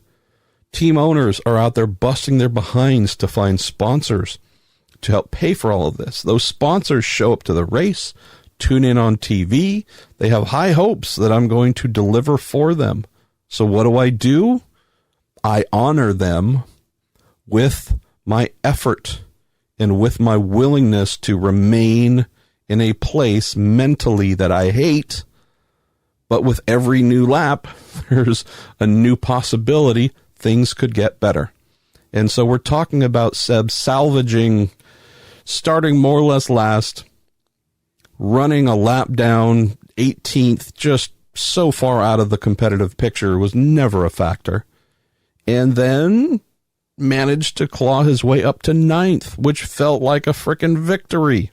So, realizing that while he isn't in the title hunt, that kind of mental fortitude and the ability to turn an 18th into a 9th, those are the things that will make a Newgarden, a Rossi, a Dixon, name all the ones who are, kind of looking towards a title each year. It's that mental thing that allows them to be potential champions at all times. And then there are others who are never in the title hunt, and there's a lot of circumstances that can be applied to that reasoning, Mike, but there's usually a mental aspect as well, which cannot be overlooked. Nathan DeRover, hey Nathan, says, Marshall, are we sure it's Santino Ferrucci in the Dale Coyne car? Has anyone seen Thomas Scheckter lately? I'm going to need convincing that Scheckter isn't getting into the car when nobody's looking, because I haven't seen anyone drive Buffalo Boy around the outside like that since about 2007. Never take your eyes off the 19 car on an oval. Yeah, boy, this YouTube era is pretty awesome, Nathan, because I would have to say that for young drivers like Santino, who might not even know Scheckter or have known to go back that far to look at Thomas just truly having a lane of his own, seemingly on ovals, to go blowing by people. Man, there sure is some really amazing footage of Alexander Rossi doing it in the last year or two, and Oriol Servia, and you go back a little bit farther, Tony Kanaan. I am very, very confident that in addition to his own natural sensibilities, despite being an oval rookie, I'm fairly confident Santino has done some of his homework. His engineers have said, hey, you might just take a look at how some of these other drivers view the circuit and put that all together.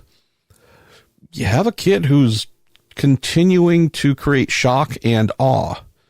I'm not saying and he's going to win a race this year standpoint, but what were people's expectations of Santino coming into 2019? Sure as heck wasn't this. It wasn't mine at all. I expected him to be good on road courses and street courses.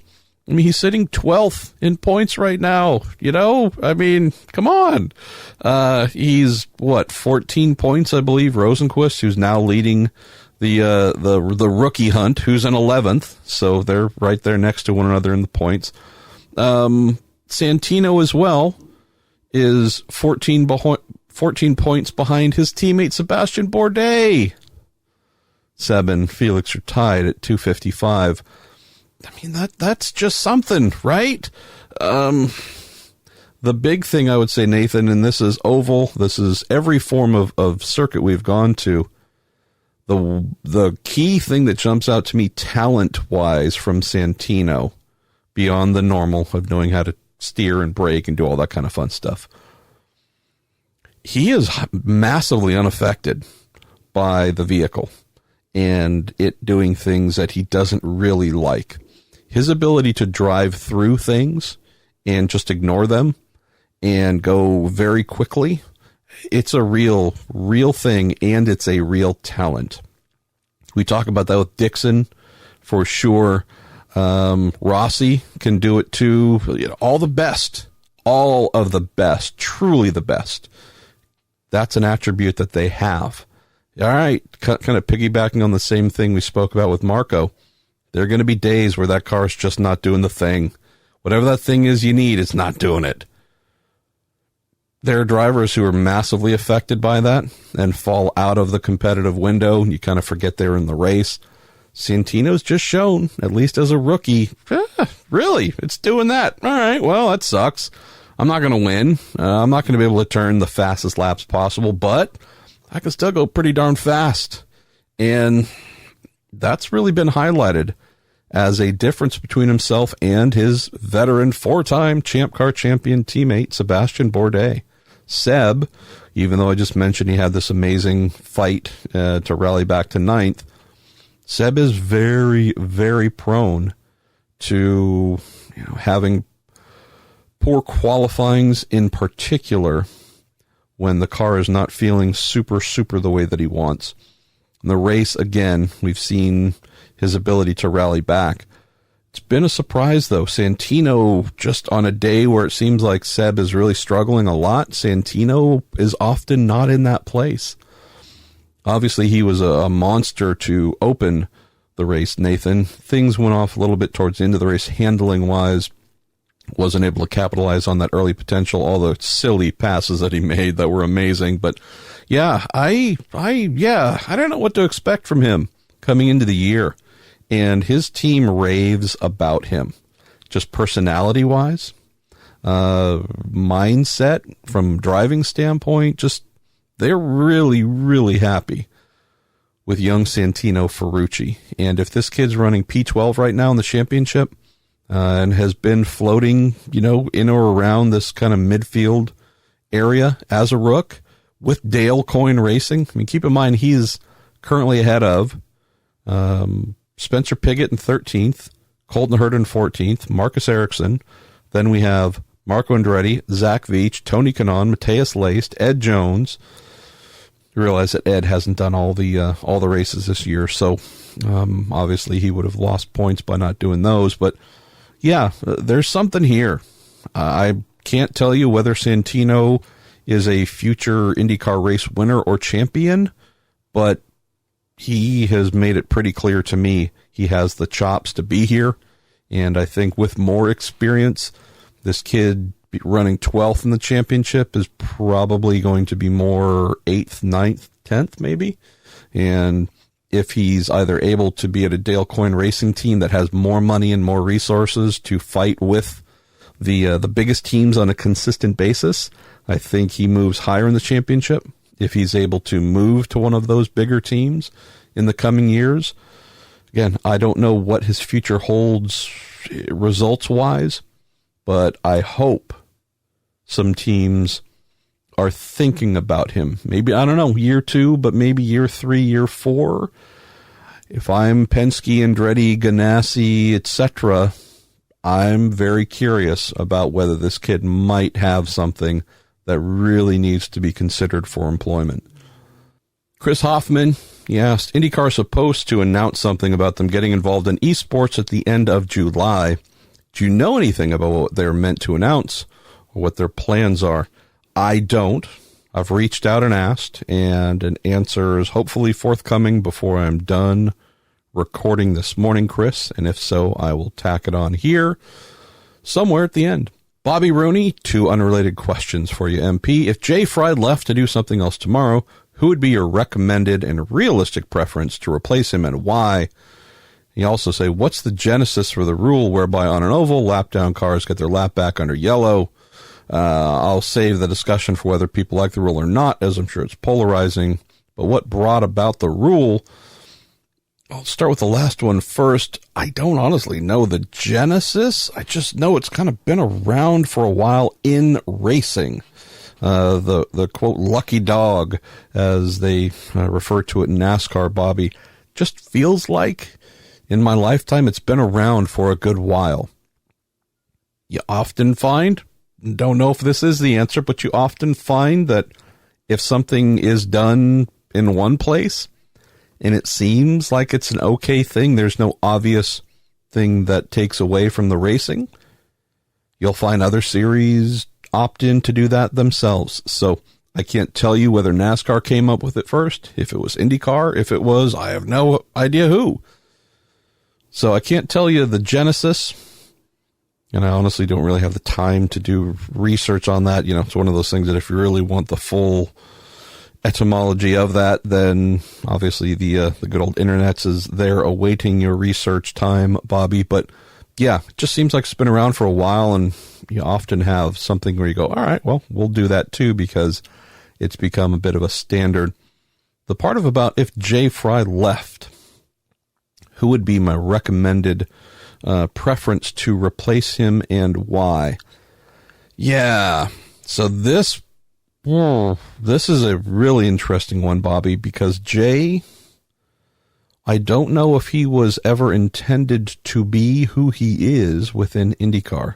When he came in, was really brought in more on the commercial and business development side, and then moved over to the competition side, and folks realized that, hey, first of all, we hadn't really seen this Jay Fry guy before in IndyCar, and he's got a lot of really good basic ideas, and they seem to be turning things in a positive direction. And with that reputation inside IndyCar, he is someone who has just been given more and more real estate to look after and tend. So he has been named formally as president of the IndyCar series.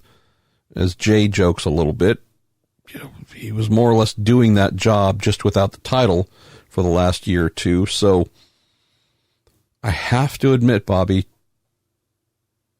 the question here is amazing, but my inability to come up with a quick answer is worrying me a little bit.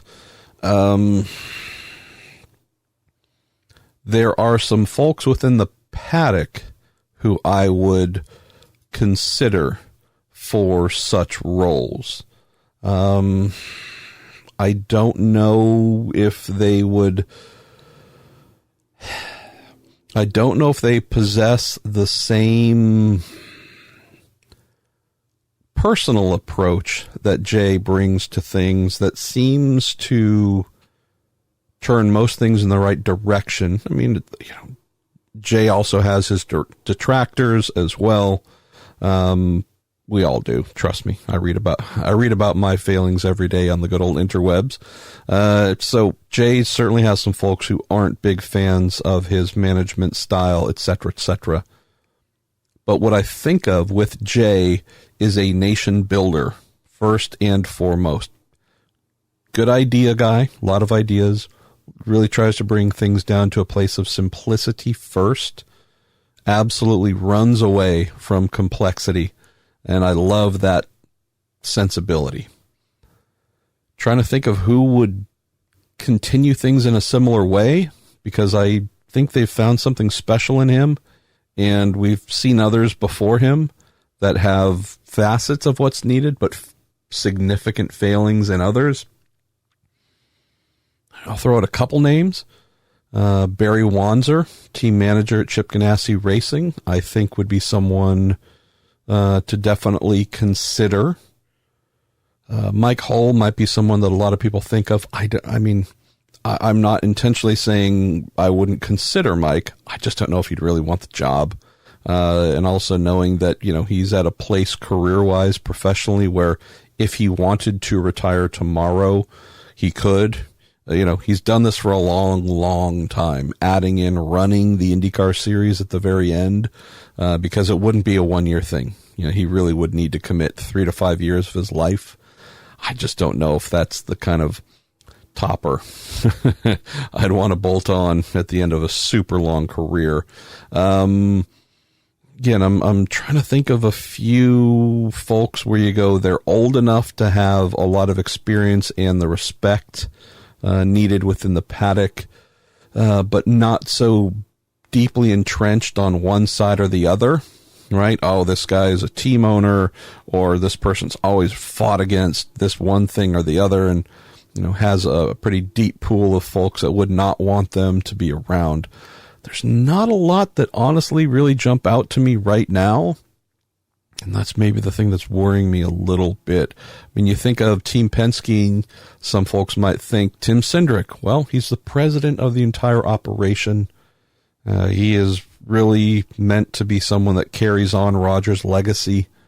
I would have a hard time seeing Tim separate himself from Team Penske ever to do that. Looking elsewhere in the paddock, you could think of some additional folks, possibly. A Rob Edwards, chief operating officer at Andretti Autosport, might be someone that comes to mind. But again, everybody within the rooms of team managers and general managers and such, there's always some serious folks saying, love this guy, hate that guy, screw him, etc.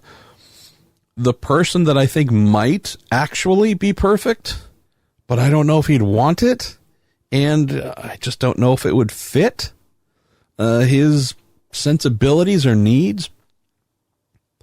Brian Herta, the calmest thinker that comes to mind in the paddock. I mean, there's a couple others as well, but Brian's the super big common sense guy, not a super complexity guy, very intelligent, but just he's not someone who gets wrapped up in 47 layers of tangled things at all times. Brian might be my number one thought if he were to want to do such a thing, which I don't know if he would. I think Brian could do some pretty amazing things there, but I don't know if he would be really into the 24-hour-a-day type scenario involved with running the IndyCar series. Let's go to Corey Matthews. It says, Marshall, question to you. Which remaining track on the schedule are you looking forward to the most and why? Well, I will say Laguna Seca. And yeah, it's a little bit because it's my home race, but not because it's my home race specifically. It's because I grew up going there, watching IndyCar races, having seen the place just exploding with fans. Also been there towards the tail end of Champ Car's existence when the opposite happened. I'm really, really hoping that it is a success. And so it's for that reason that I'm really looking forward to that the most, because I hope an old tradition is brought new again. I'd say the fallback to there would also be Portland, having seen a really strong reaction to it last year. I am definitely hoping that even more fans come out this year, and it does become that thing that was just a beautiful, beautiful, shining date on the IndyCar calendar.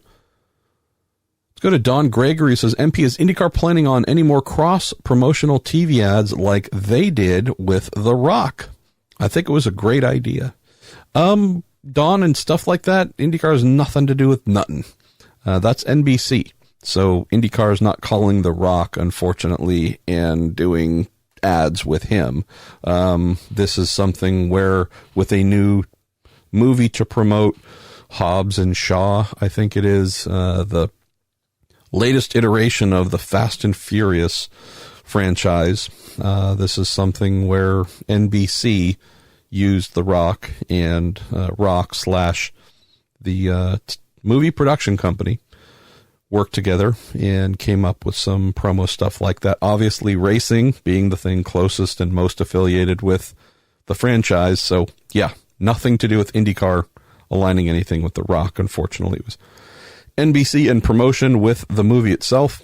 Let's see. Speaking of The Rock, Brett Ross says, MP, if your cat Rocky was an IndyCar driver, which current or past IndyCar driver would he be like? I love my listeners. Brett, so while I love Rocky, and he's my little guy, he's my dude, he's not the bravest little thing in the world. He is skittish, for sure. So the doorbell rings, 1,000 miles an hour, gone, under the bed, whatever. Hell, this is a true thing as well. When I go to get up from my chair and it creaks a little bit, he goes running because he thinks I might be grabbing him to put him in the little carrier to take him to the groomer, which is a place he hates the most. So Rock, while he is my guy,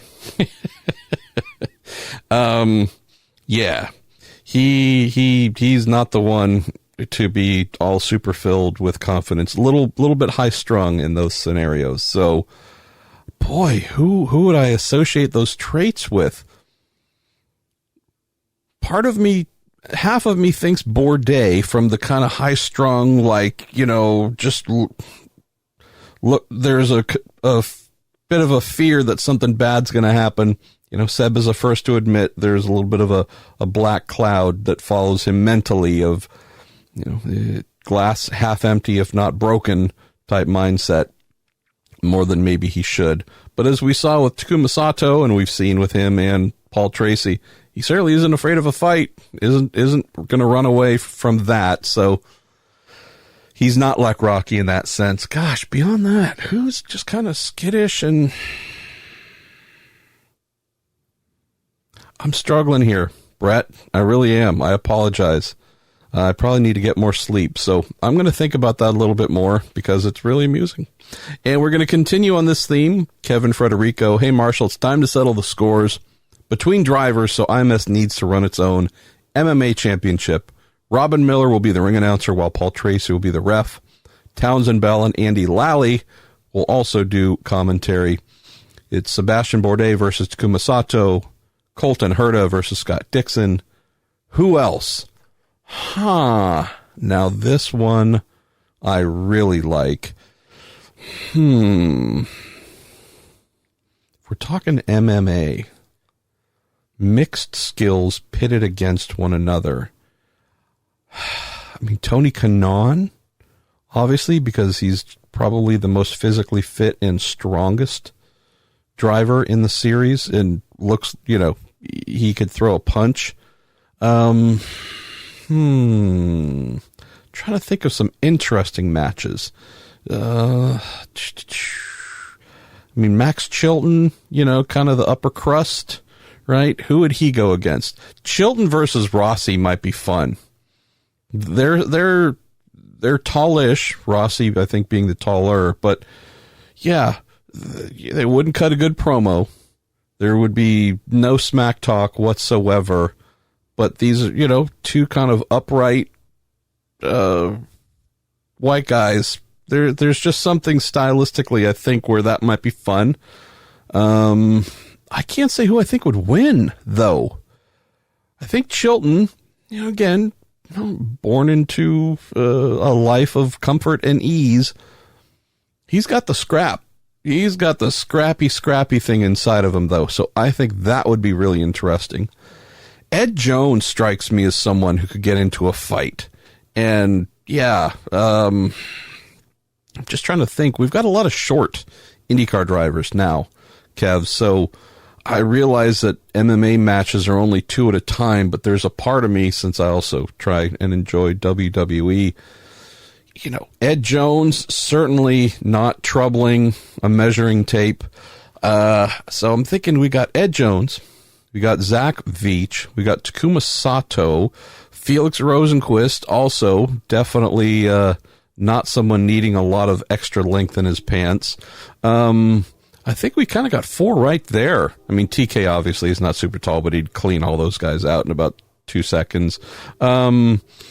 I think there might be some kind of 4-way match, 2 bouts, some sort of short eliminator thing of those 4 going in, and then obviously the winner from the 2 going for whatever crown of IndyCar's toughest short man. The last one I can think of, and it's not because they necessarily have beef, but I'm just thinking, who can we align in what ways?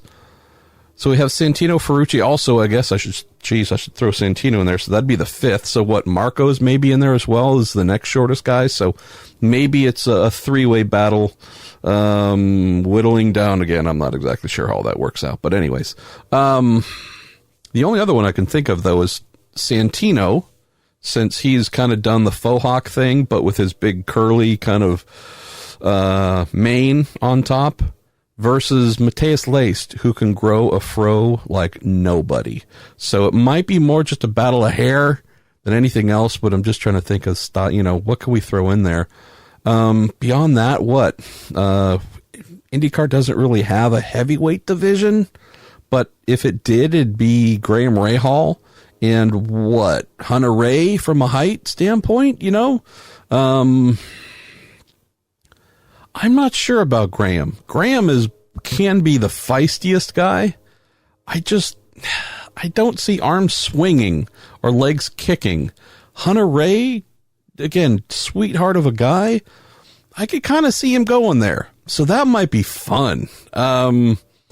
Yeah, and I'm just trying to think of those who I'd never put. I mean, you'd never put willpower in there. He'd kill whomever he was fighting, and then he'd turn to the ref and go after the ref and just pummel that poor person, because that's willpower. But there's some where you're like, no, this needs to never happen, ever.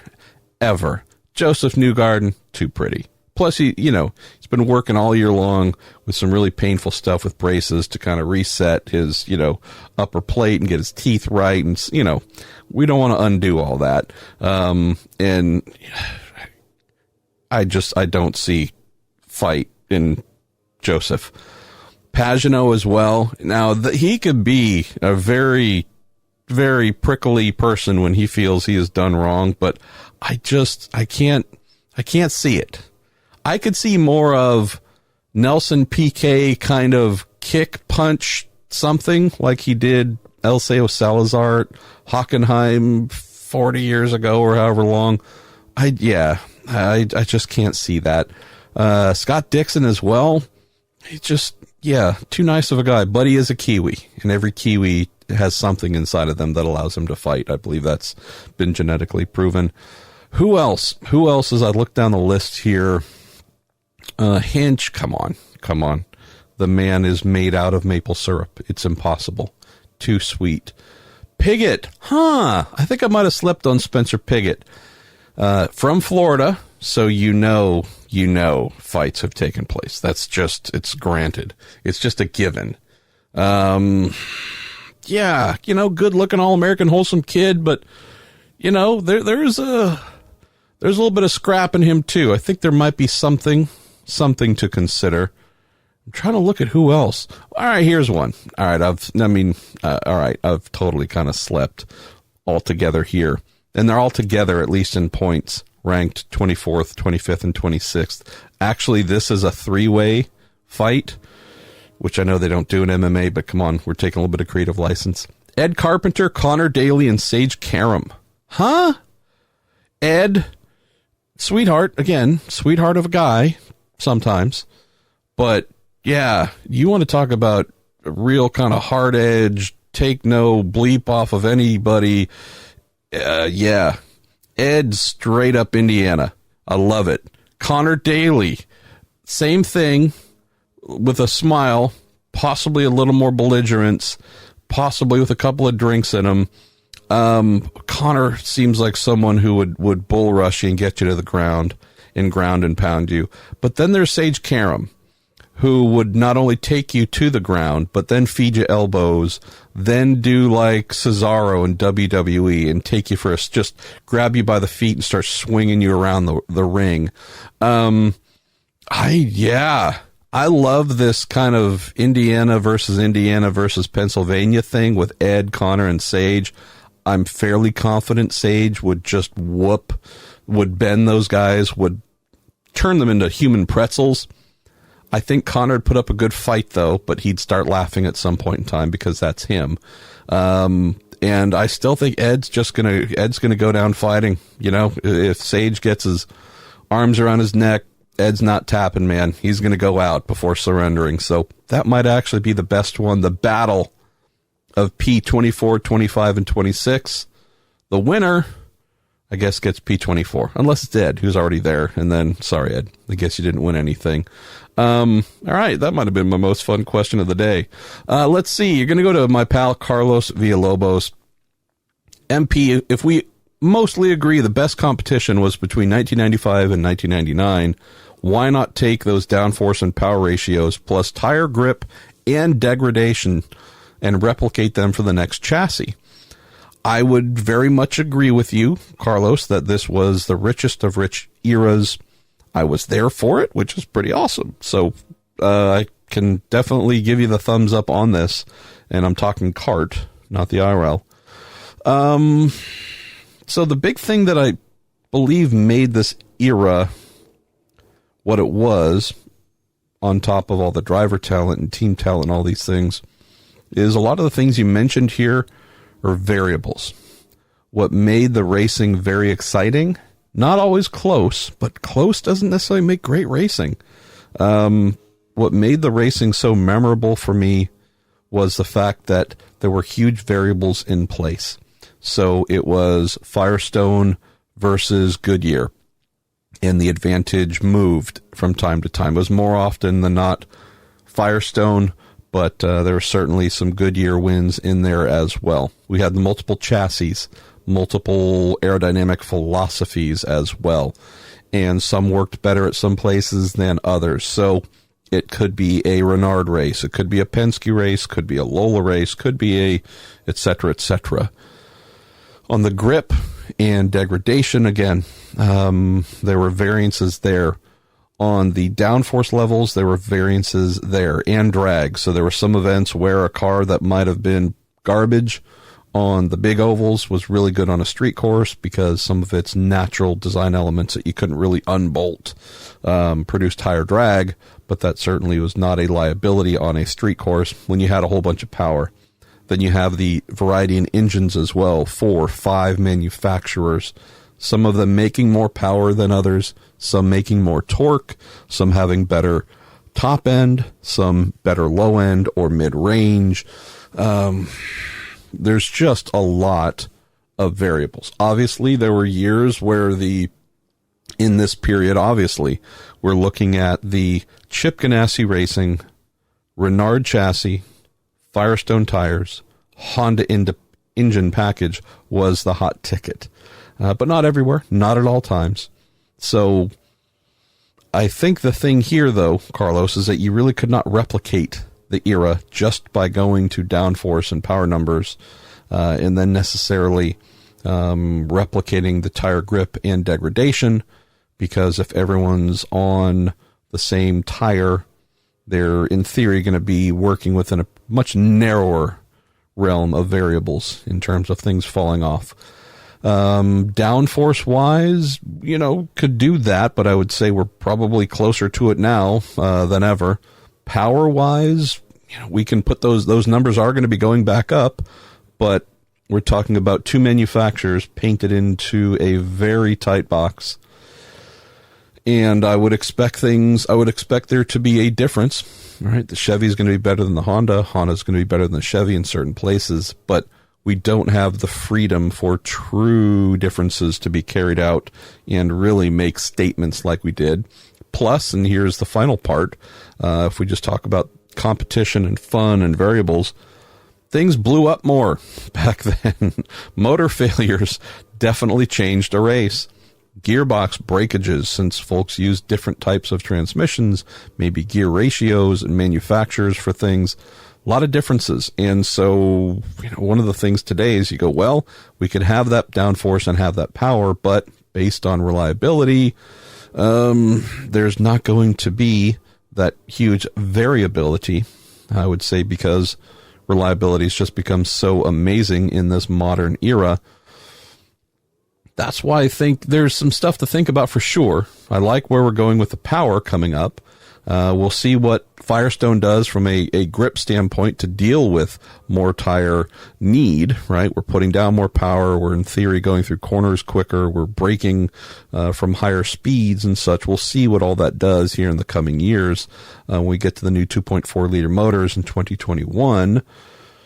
But I don't know if we can truly replicate everything else unless there's kind of the inverse of Formula E's fan boost, where we have fan boom and folks can vote on who's going to blow up and when, or maybe just randomize it. And yeah, so I don't know if we could get there, Carlos, but I love the line of thinking. Got 2 questions here from Tom Schreier. Hey, Tom. He says, do you remember any IndyCar or Champ Car race that ran as late as Iowa? I don't recall any, nor do I, Tom. The only thing that leapt out here was if you were watching any of, say, Champ Car's visits to, or, Kart and Champ Car going to the UK or Germany at the Lausitz Ring, there'd be a time difference. But, depending on when those things kicked off and where you were in the US or elsewhere, it might actually be just a crazy early morning start compared to a crazy evening start. But at least domestically, nothing really jumps out. Tom also says, after watching Will Power's videos the last few months, and I have noticed our boy DJ Willie P is doing a lot more little Instagram videos and such, Tom has said, I have decided he is the driver I would want to have a meal with most of all. Said he is hilarious. What active driver would you want to hang out with? That's a fun one. Let's see. I don't know how to say this without it sounding whatever, but I do hang out with a decent number of the drivers, just, friendly relationships from back in the day or some that I've met, since I started my career in the media side, so separate from the professional side. Know most of the drivers fairly well, and some better than others, but I would say just go hang out with. Power would probably be an obvious choice.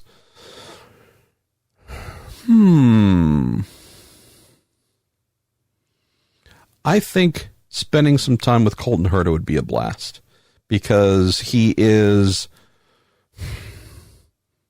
everything that I know to be Californian. And it's, I think, very much shared sensibilities, because I think he and I are very much the same person in that, despite the age difference and him being Southern California, me growing up in Northern California, the growing up, liking lots of different things, doing lots of different things, always pursuing different things musically, it could be food, it could be whatever. That is in contrast to some folks who are like, every day I come home from work, I have 3 beers, I have my steak, I have my name the other thing, I watch this thing, and then I watch that thing, and then I go to bed. That works for some people. I know I have known a lot of people like that I've worked with. And Colton is the exact opposite as I know him and as I understand him. And it just strikes me very much as how I grew up, in that kind of, hey, the world's got a lot of stuff in it.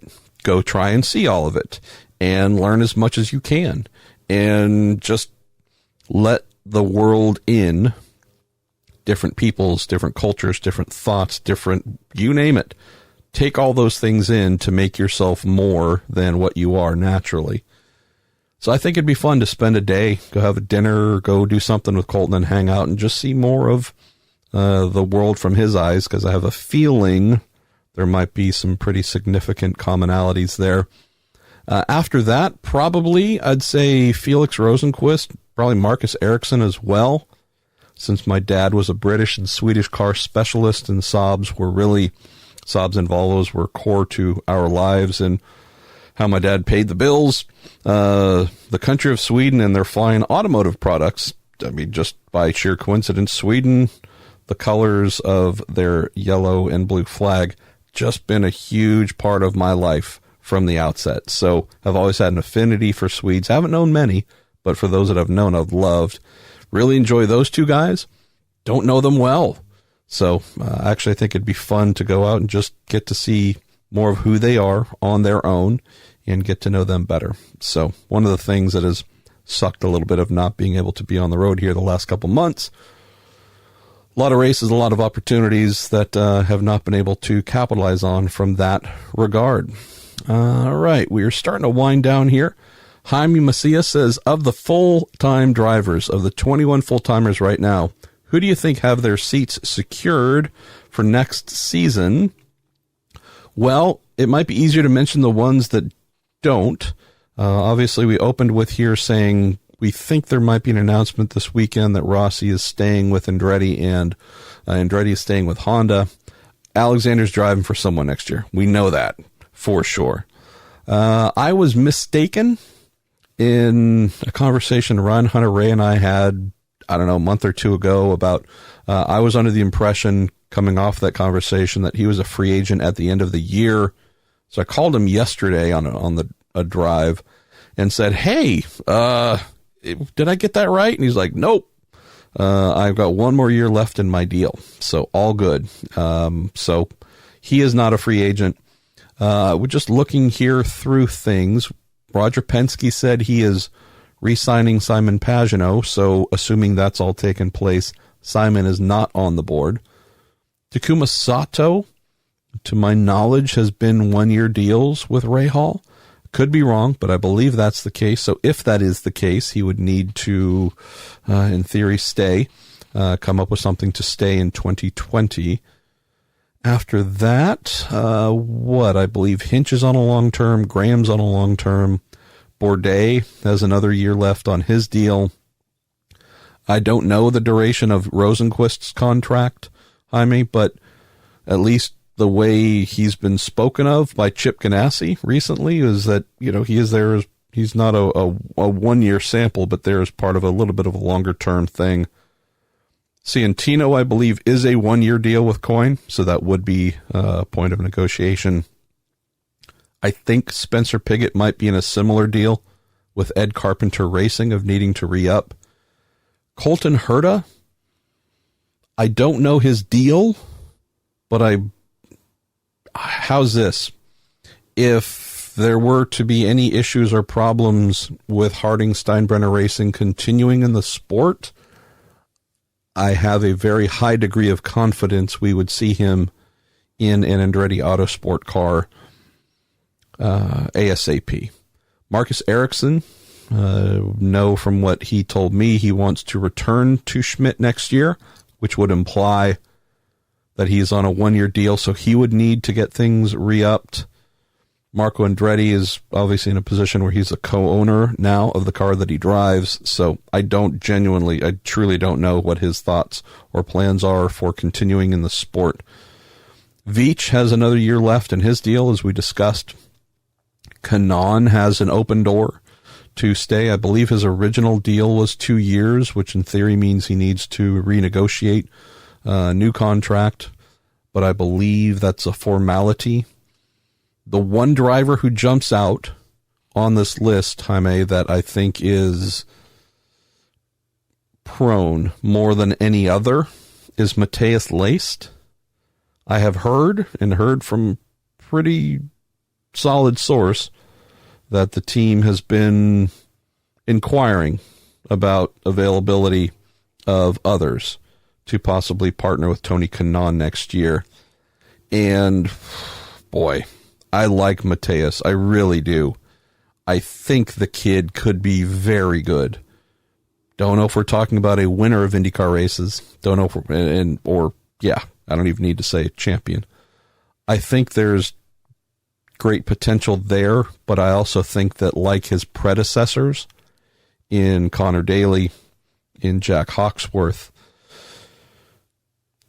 man, going to the wrong team at the wrong time can, if not kill a young career, set you back really far. Connor's been able to dig out of that a bit, and that's awesome.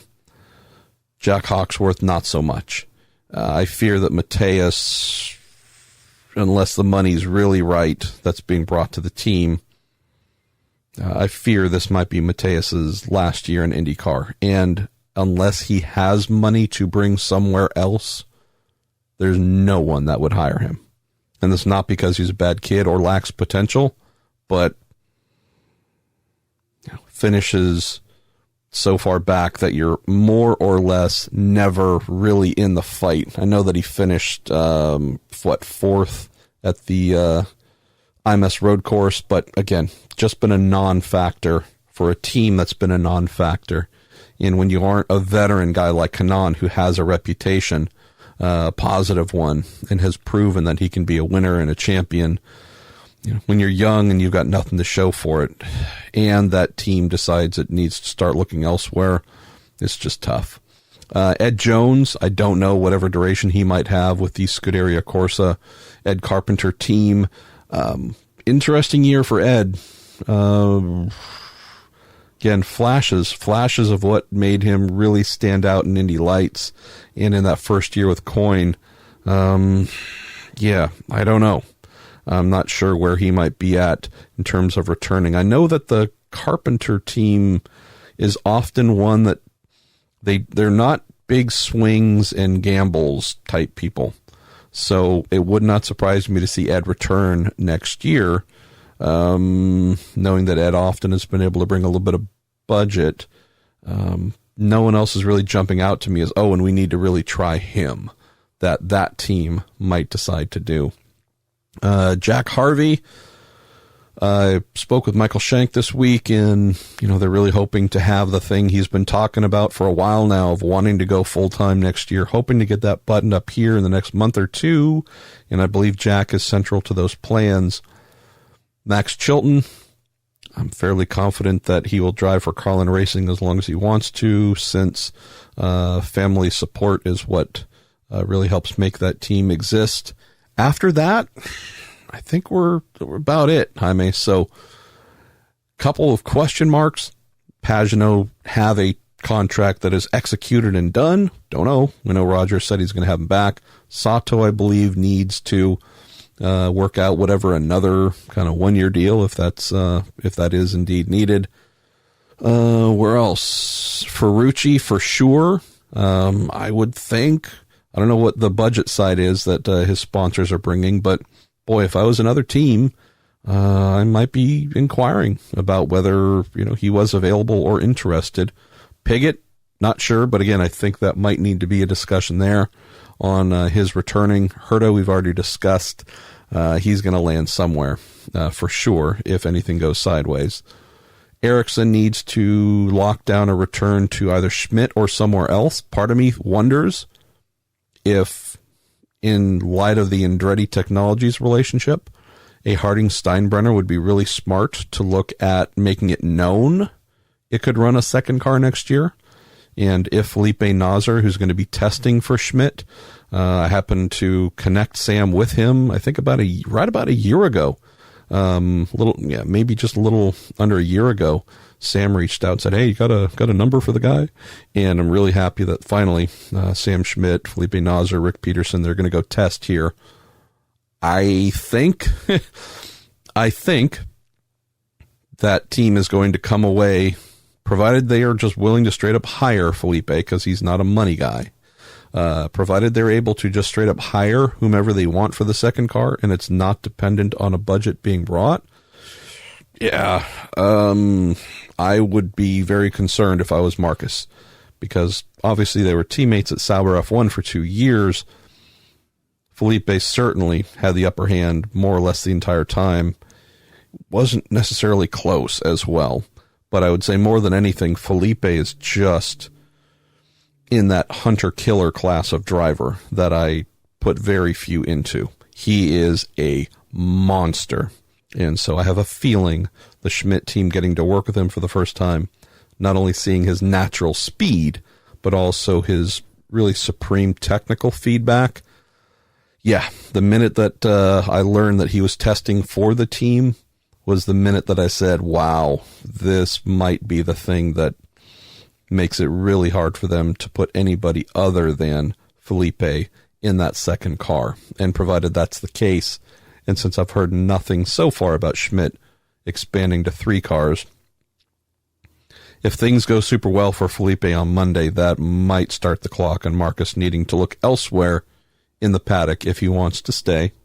And who would be available with a quality seat, and could someone like Harding Steinbrenner, with the benefit of Andretti Technologies, be a really smart place for someone like Marcus to consider. And so beyond that, Jaime, I'd say again, Mateus, I think he might be doing his final races. Unfortunately, I really like the kid. I really, really wish things had gone better. But we'll see. And then Ed Jones jumps out as well. As for what his future might hold, Jerry Bundle, MP, I missed last week's question opportunity, but would nonetheless like to hear your assessment of Sebastian's future potential as a pugilist. Already covered that off a little bit, Jerry. But yeah, I mean, that's the thing about Seb is he will not. He reminds me of a pit bull, a French pit bull. When that guy's jaws lock onto something, I mean, he is not letting go. And it could be an argument. It could be ideology. It could be philosophy. It could be right or wrong. It could be driving a race car, whatever it is. Man, I'm just saying, I wouldn't want to fight Seb because he's become a really dear friend. He's also like wiry strong. He's not a big frame, big muscle guy. He's strong as hell though.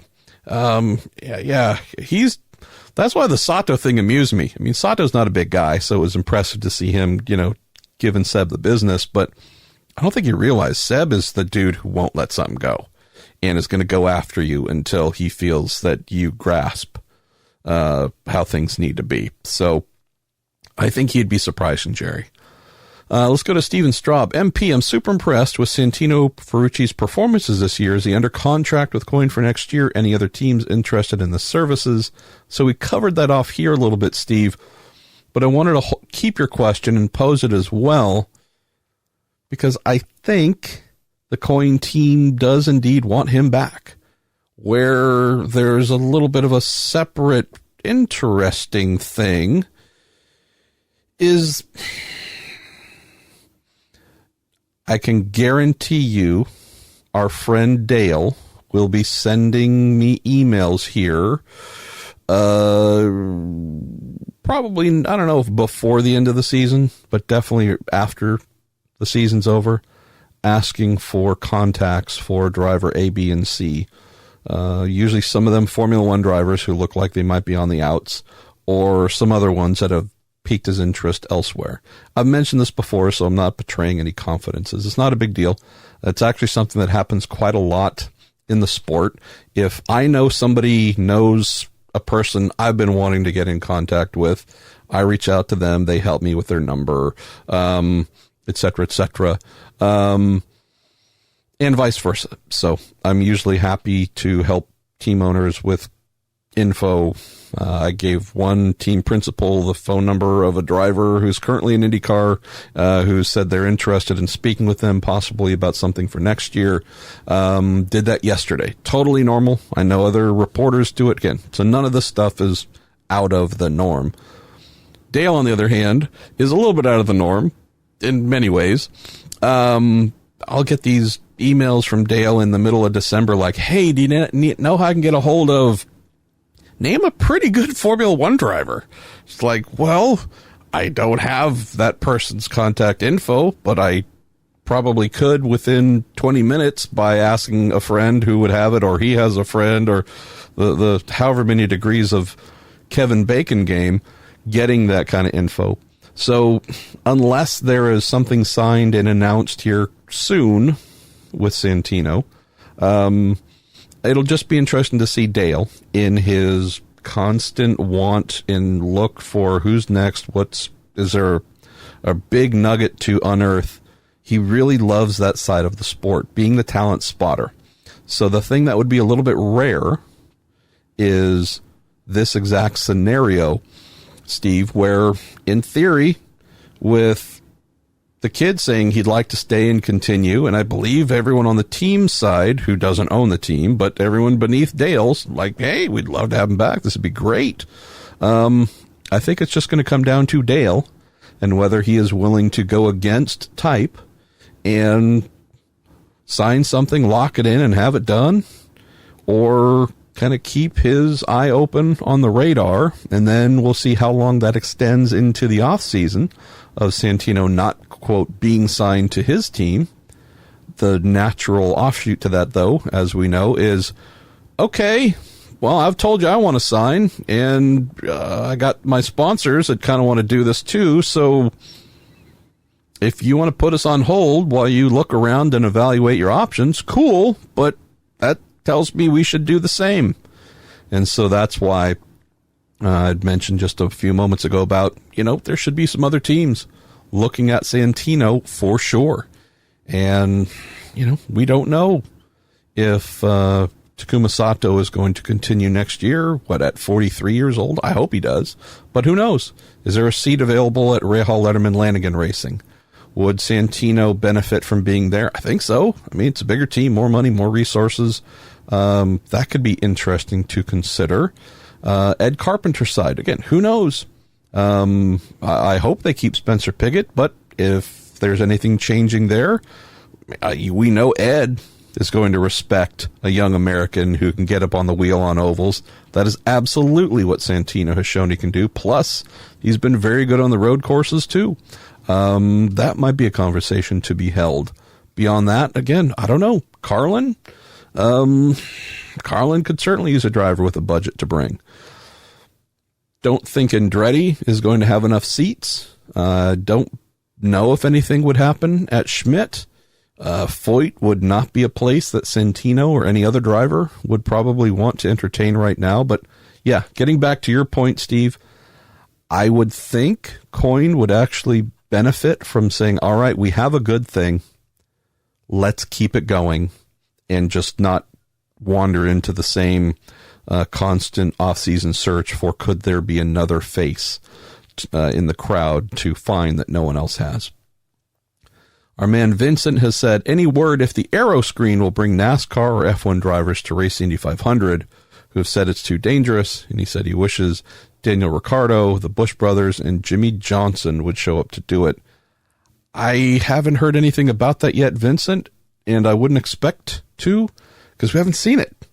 And at least in scenarios like this, it's often a gotta see it, have to grasp it, have to make full sense of it in practice before folks would then kind of have the light bulb go off, go, oh, now that I see it running, now that I understand what it is, how it works from a safety standpoint, not just what's been mentioned, not renderings and otherwise, but see it on track and running and testing, hear some feedback directly from those, see what it looks like from in-car camera and such too.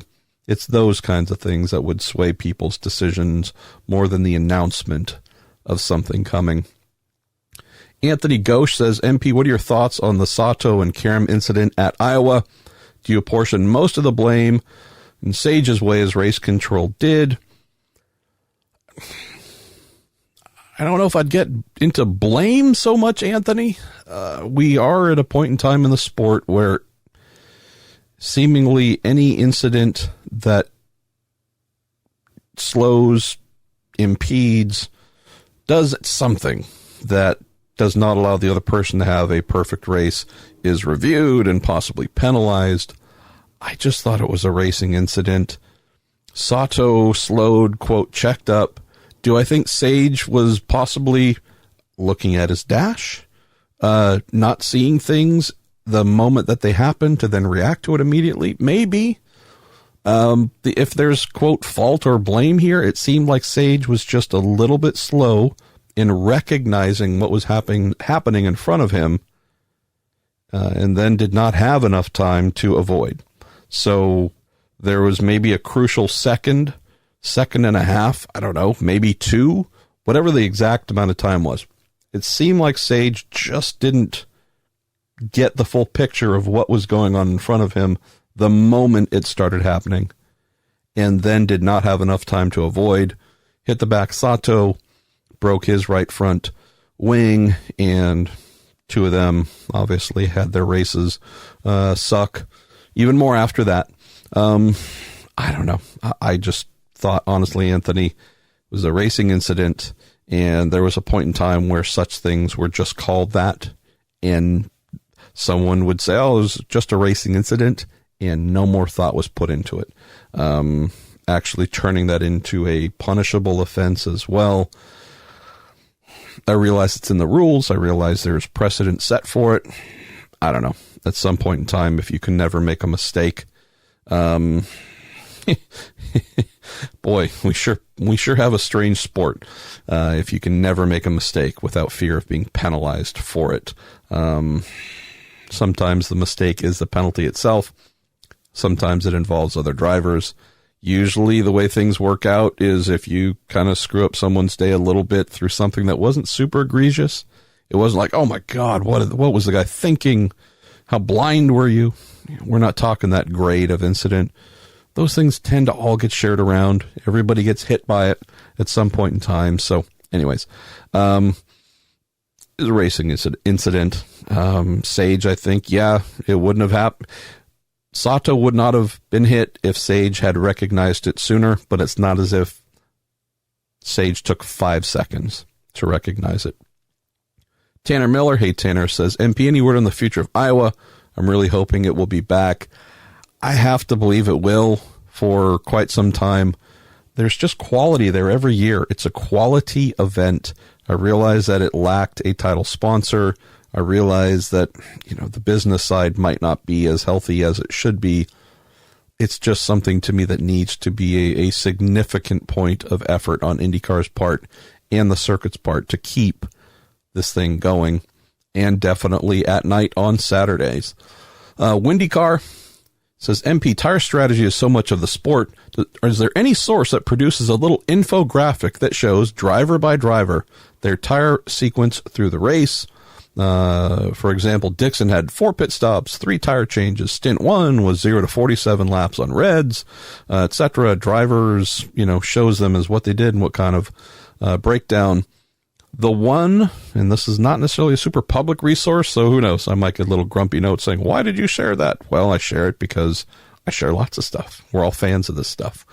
The source to go to, as the road and street course races are happening, since there are not tire options on the ovals, you can go to livetiming.net/Firestone. And so as the race is taking place, they are indeed, this page is being updated with every driver, where they are running. It's basically like a timing and scoring type, table, but it does show indeed what tires they are on and for what duration. So it's pretty cool. And so many of us are watching this throughout the race to see that, so-and-so pitted and took on scrubbed reds compared to new reds, or so on and so forth. So livetiming.net/Firestone.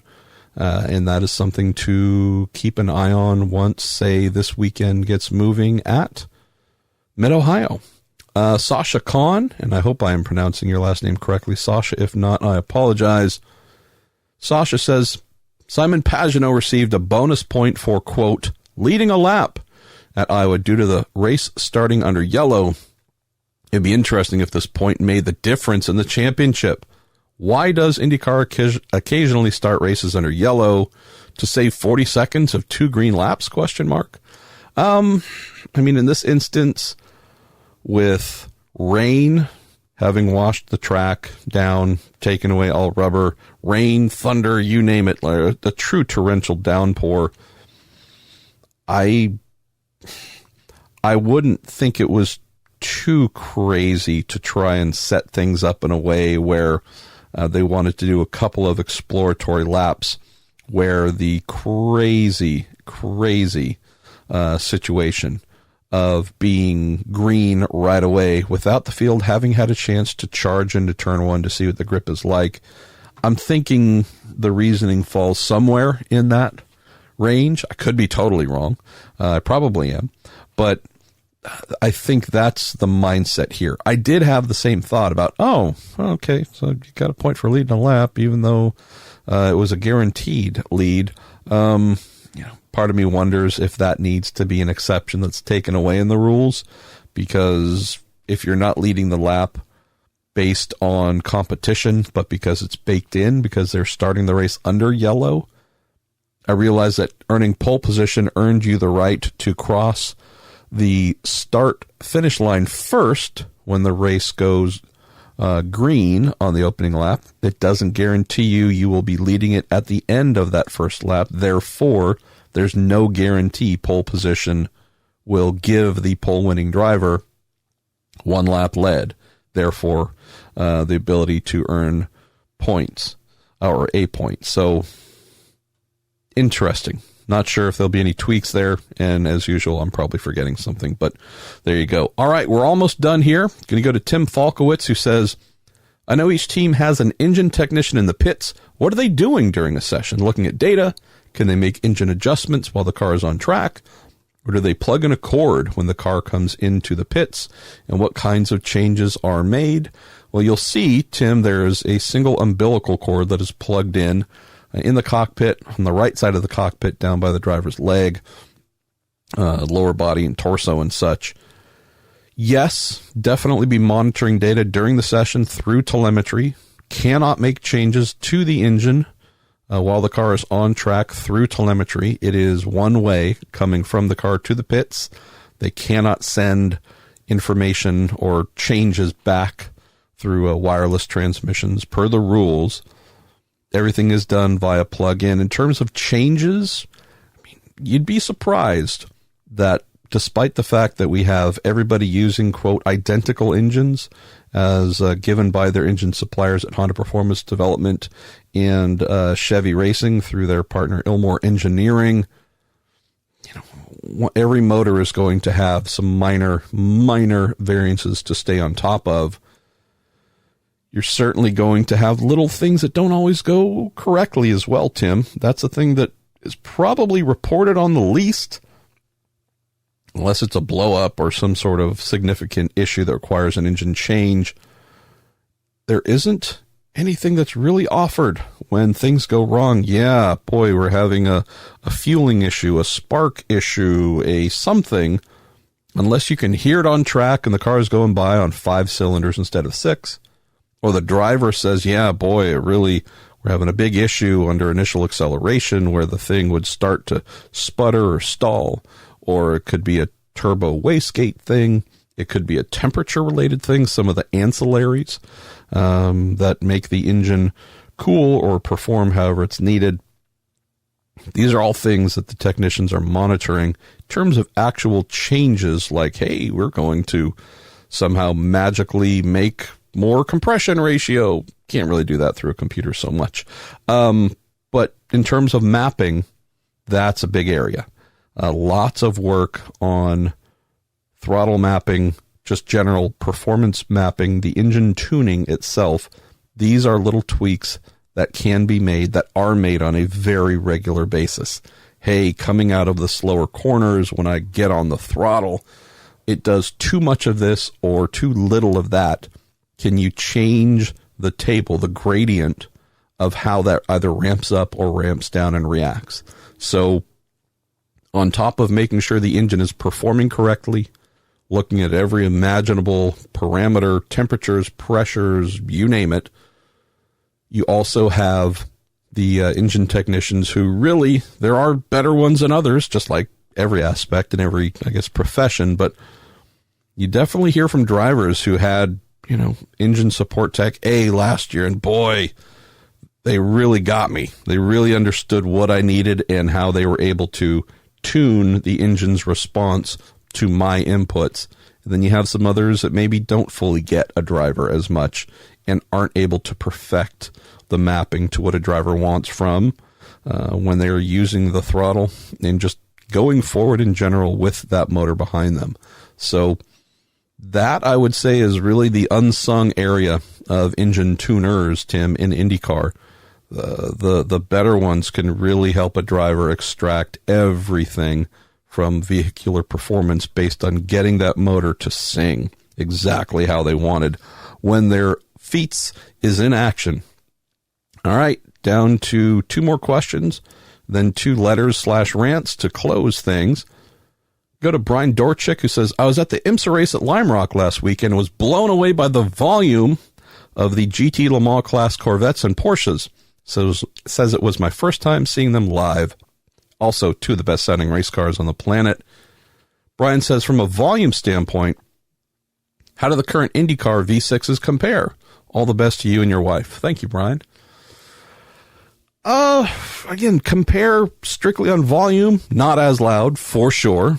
And that's simply because we are talking turbocharged V6s that do not rev to a crazy high number versus naturally aspirated Corvettes and Porsches that do not have turbochargers in the way, really dampening sound on the way out of the exhaust. So it's pretty raw and unfiltered from those Corvettes and Porsches.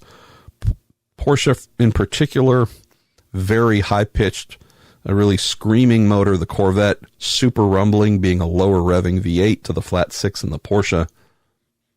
IndyCar obviously revving to 12,000 RPMs. That's good. 13 would be better. 14, 15 would be perfect from a sound standpoint. They are smaller motors, though. I would say as we go to larger displacement, you just tend to hear a little bit more anger. The more volumetric capacity that's used. So I think for what's coming, also the fact that they're wanting to, while not use more revs, they're wanting to get the power up in the 800, 900 horsepower range. I think we're just going to have a lot more ferocity going on within the combustion chambers, Brian, so that I can't wait for 21, 2022, 23 to get here, because I think we're going to have some fiercer sounding V6 twin turbo IndyCar engines, but yeah, it's never going to be like the Corvettes and Porsches. And final question here comes from Brad asking, why are tickets for Laguna Seca so expensive? 5 O's. And so says the day of the race, tickets are $120 and no pit passes for sale. Have not had a chance recently to take a look, Brad, and see what the ticket prices are at Laguna, but what you're mentioning jives with what a number of people have said. Hey, I want to go there. That's great. Wow. It really feels like the return of IndyCar and the sanction fee. And since it's owned, the circuit is owned by Monterey County, and it's being seen as a place to generate profit for a lot of, general profit, but also a lot of the renovations going on at the circuit. Hey, there's a feeling like, boy, the fans sure are feeling the pain of paying for things. Yeah, I've heard a lot of that, Brad. I've got no response to counter it in any way. I know that I spoke with my friends at Sonoma Raceway, a.k.a. Sears Point, whose tickets were much lower, and they kind of were wondering the same thing. Wow. 2 Bay Area IndyCar races within 12 months of one another, and going to one, silly expensive. Going to the other, not so much.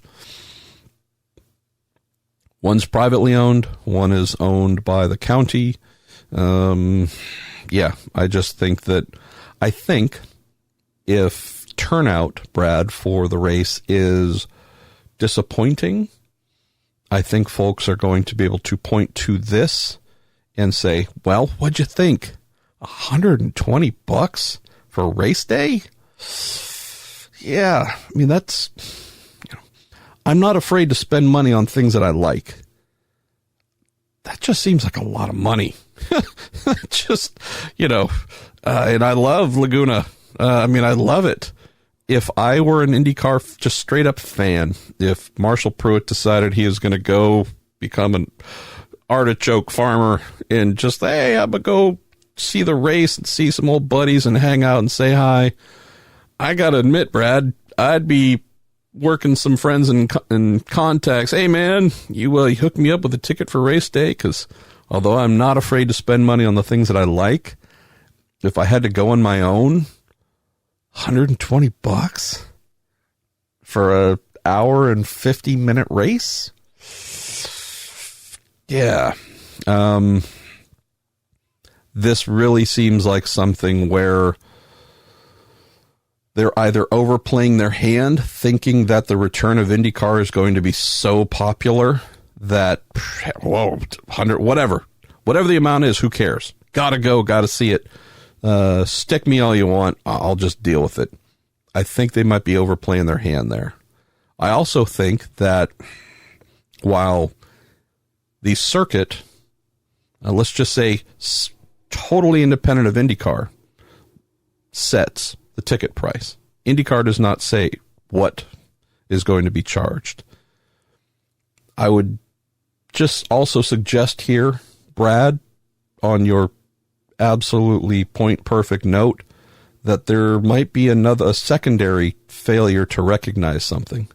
First, if they think folks are going to be so enamored IndyCar is coming back that they'll just pay through the nose, I think that's going to not be proven to be accurate. The second thing, which is maybe another failure to recognize item, is IndyCar's trying to rebuild itself. IndyCar's trying to become more popular like it once was.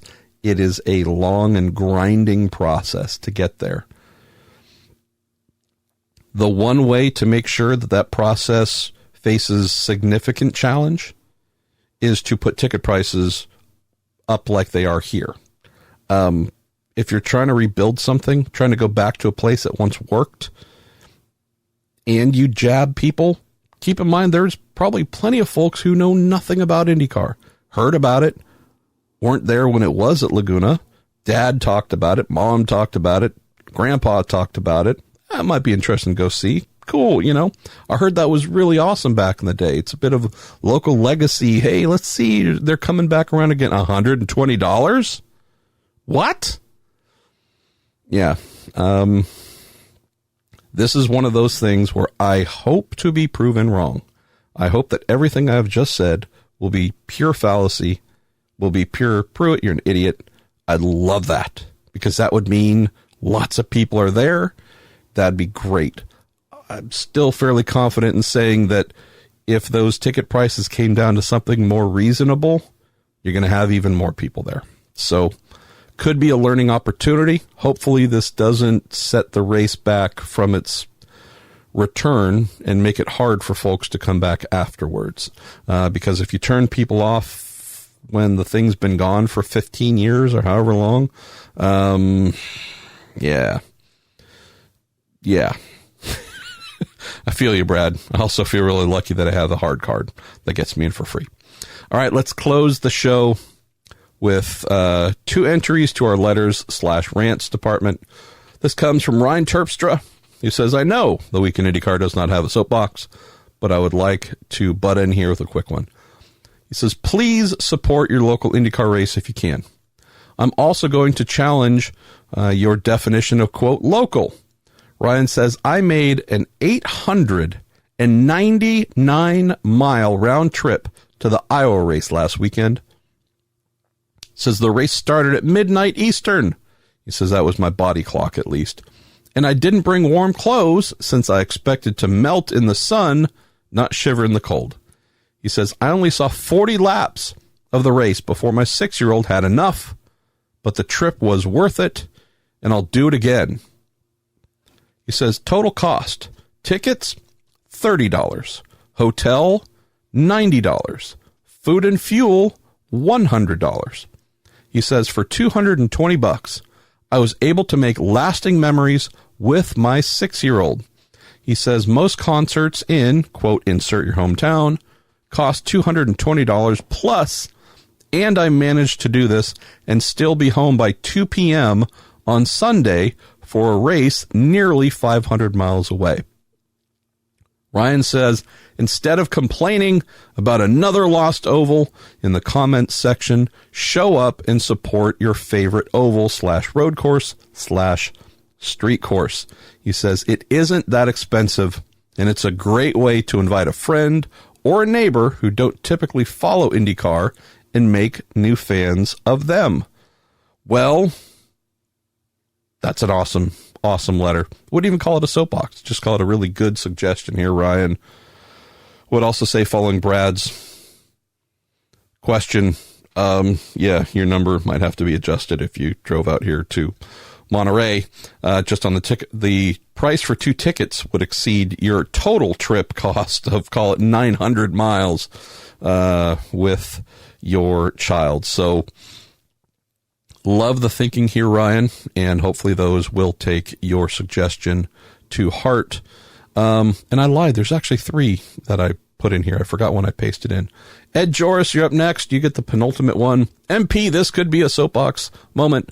From last week's technology discussion, in other series, there are such partnerships, and they are extremely profitable. This was the question of why don't more IndyCar teams reach out to businesses, industries, tech companies, and such outside the world of racing to benefit one another. He says, a close acquaintance of mine worked on an F1 technical partnership for his employer that helped both parties quite a bit. He says that was a, quote, behind-the-scenes tech partnership that would take me an hour to explain. He says, more on IndyCar's level, I know of tech that was developed by a partner and sponsor made for a pinnacle-level sports car enterprise that drivers use in the races and would transfer to IndyCar easily. That technology was later licensed by the sponsor to an auto supplier and is available on some passenger cars now. He says this deal is paid for more than 5 seasons of pinnacle-level sports car sponsorship. IndyCar is missing out by focusing on costs to the exclusion of opportunity because they don't play chess in Indy. Okay. There are all kinds of driver aids in particular that would be completely transferable to passenger cars. I can't tell you what these things are, but they go so far beyond what we were talking about last week. It would shock you. By closing the door, IndyCar is cutting its teams out of the market. Yeah, Ed, I've spoken about this many, many times about, and this in particular on the electronic side, that as long as IndyCar stays spec, they are cutting out all kinds of relationships that could benefit teams financially and from a technological aspect, and it applies to so many other aspects of the car.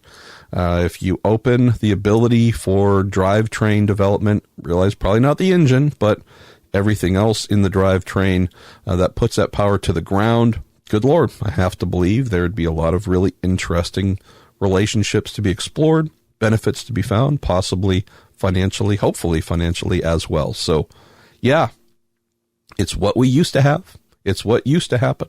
It doesn't really happen anymore.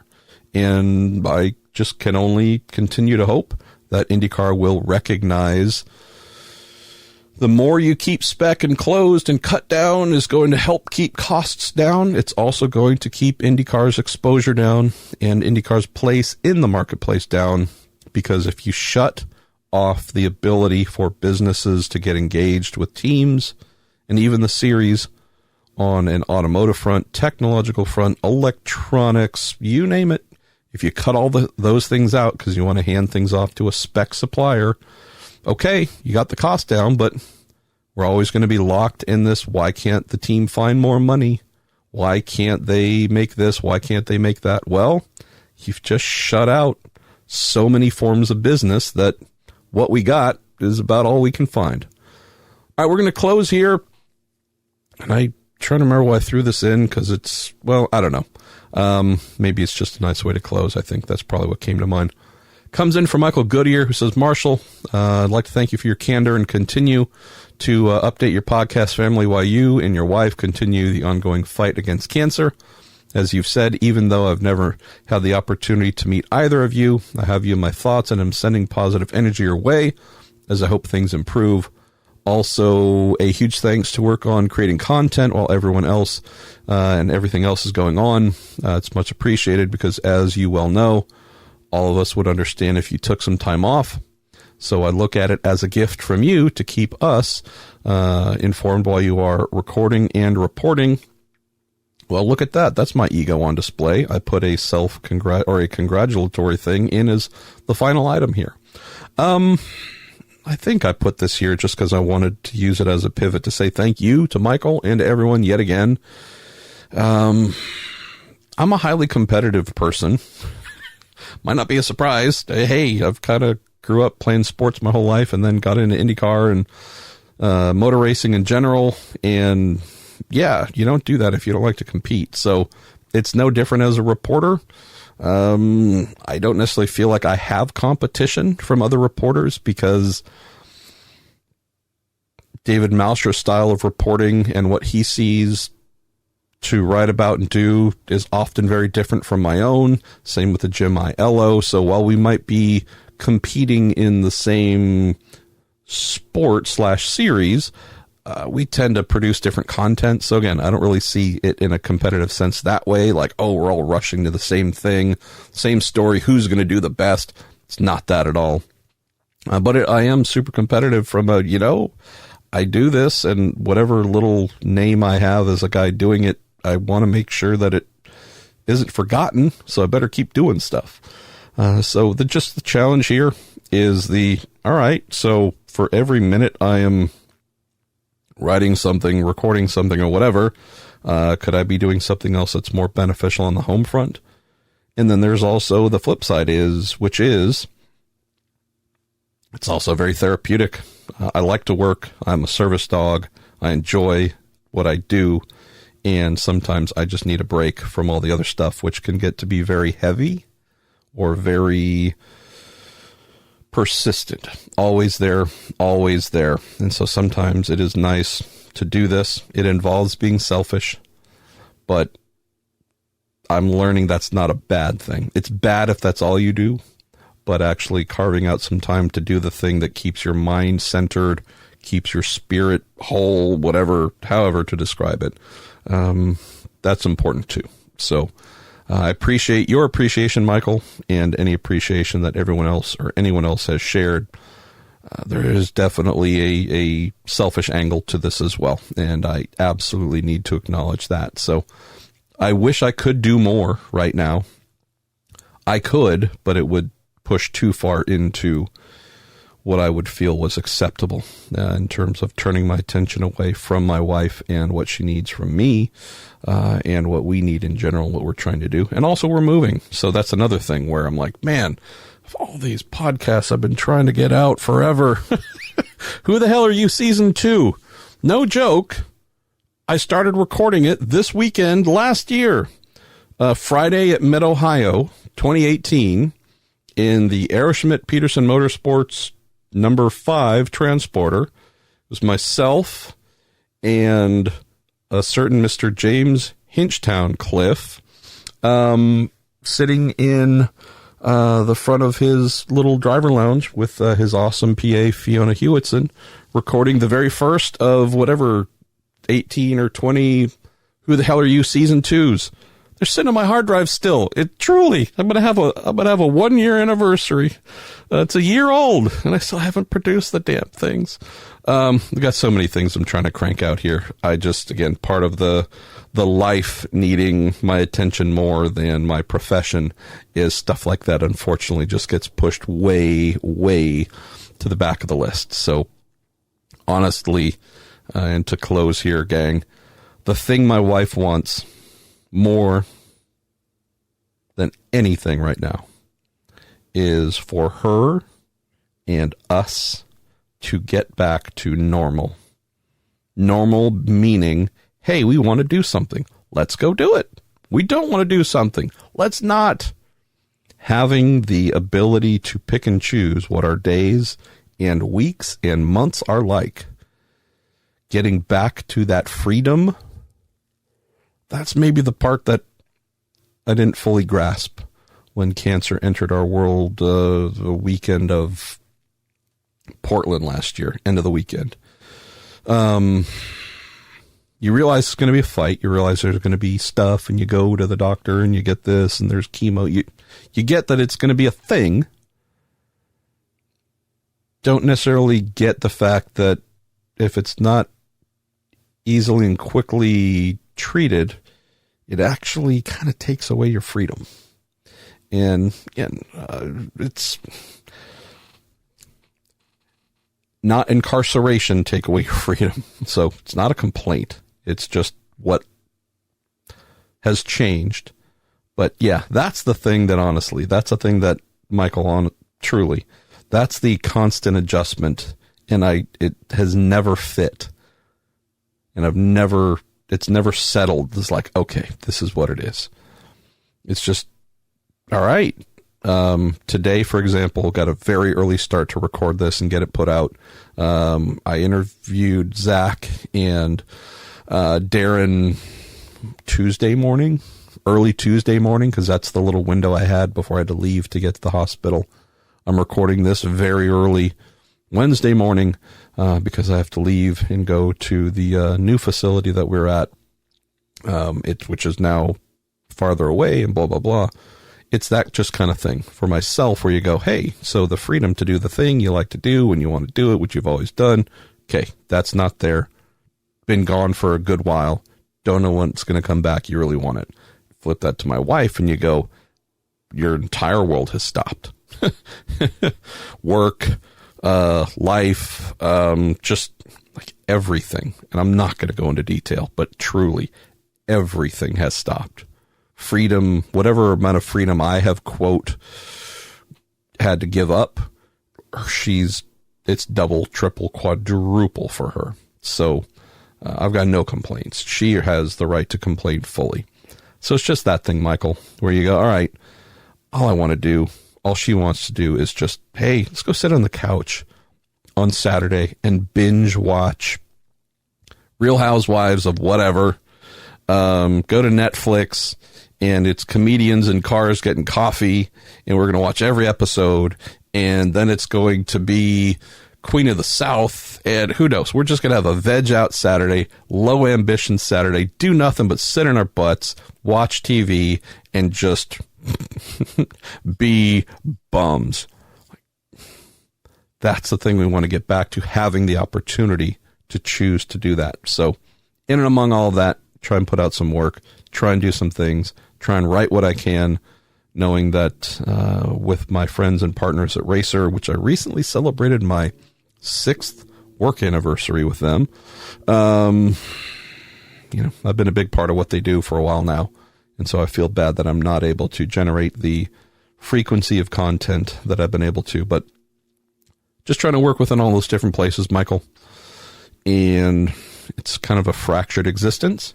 And I know that I share that fractured existence with every one of you and many others who have husbands, wives, friends, parents, loved ones who are fighting, whether it is cancer, some other disease, a horrible car crash that has, created ripples throughout your world. All the things that suck. You learn quickly that if you didn't know beforehand, pretty much every person you know has someone, if it's not themselves, has a connection to someone who's going through something that they really wish they weren't. So it's normal. It's strange. It's not welcome, but as I have come to understand, it is normal. All right. I am Marshall Pruett. This is the Marshall Pruett Podcast. This is our Week in IndyCar series brought to you by Cooper Tires, the Justice Brothers, TorontoMotorsports.com, and Bell Racing Helmets USA. Thank you for listening. I tried to do this as quickly as I could. I believe I have failed yet again. Also, with 5 to 6 pages of questions. I just thank you for sending those in, and hopefully you have enjoyed this week's episode. And I will look forward to speaking to you next.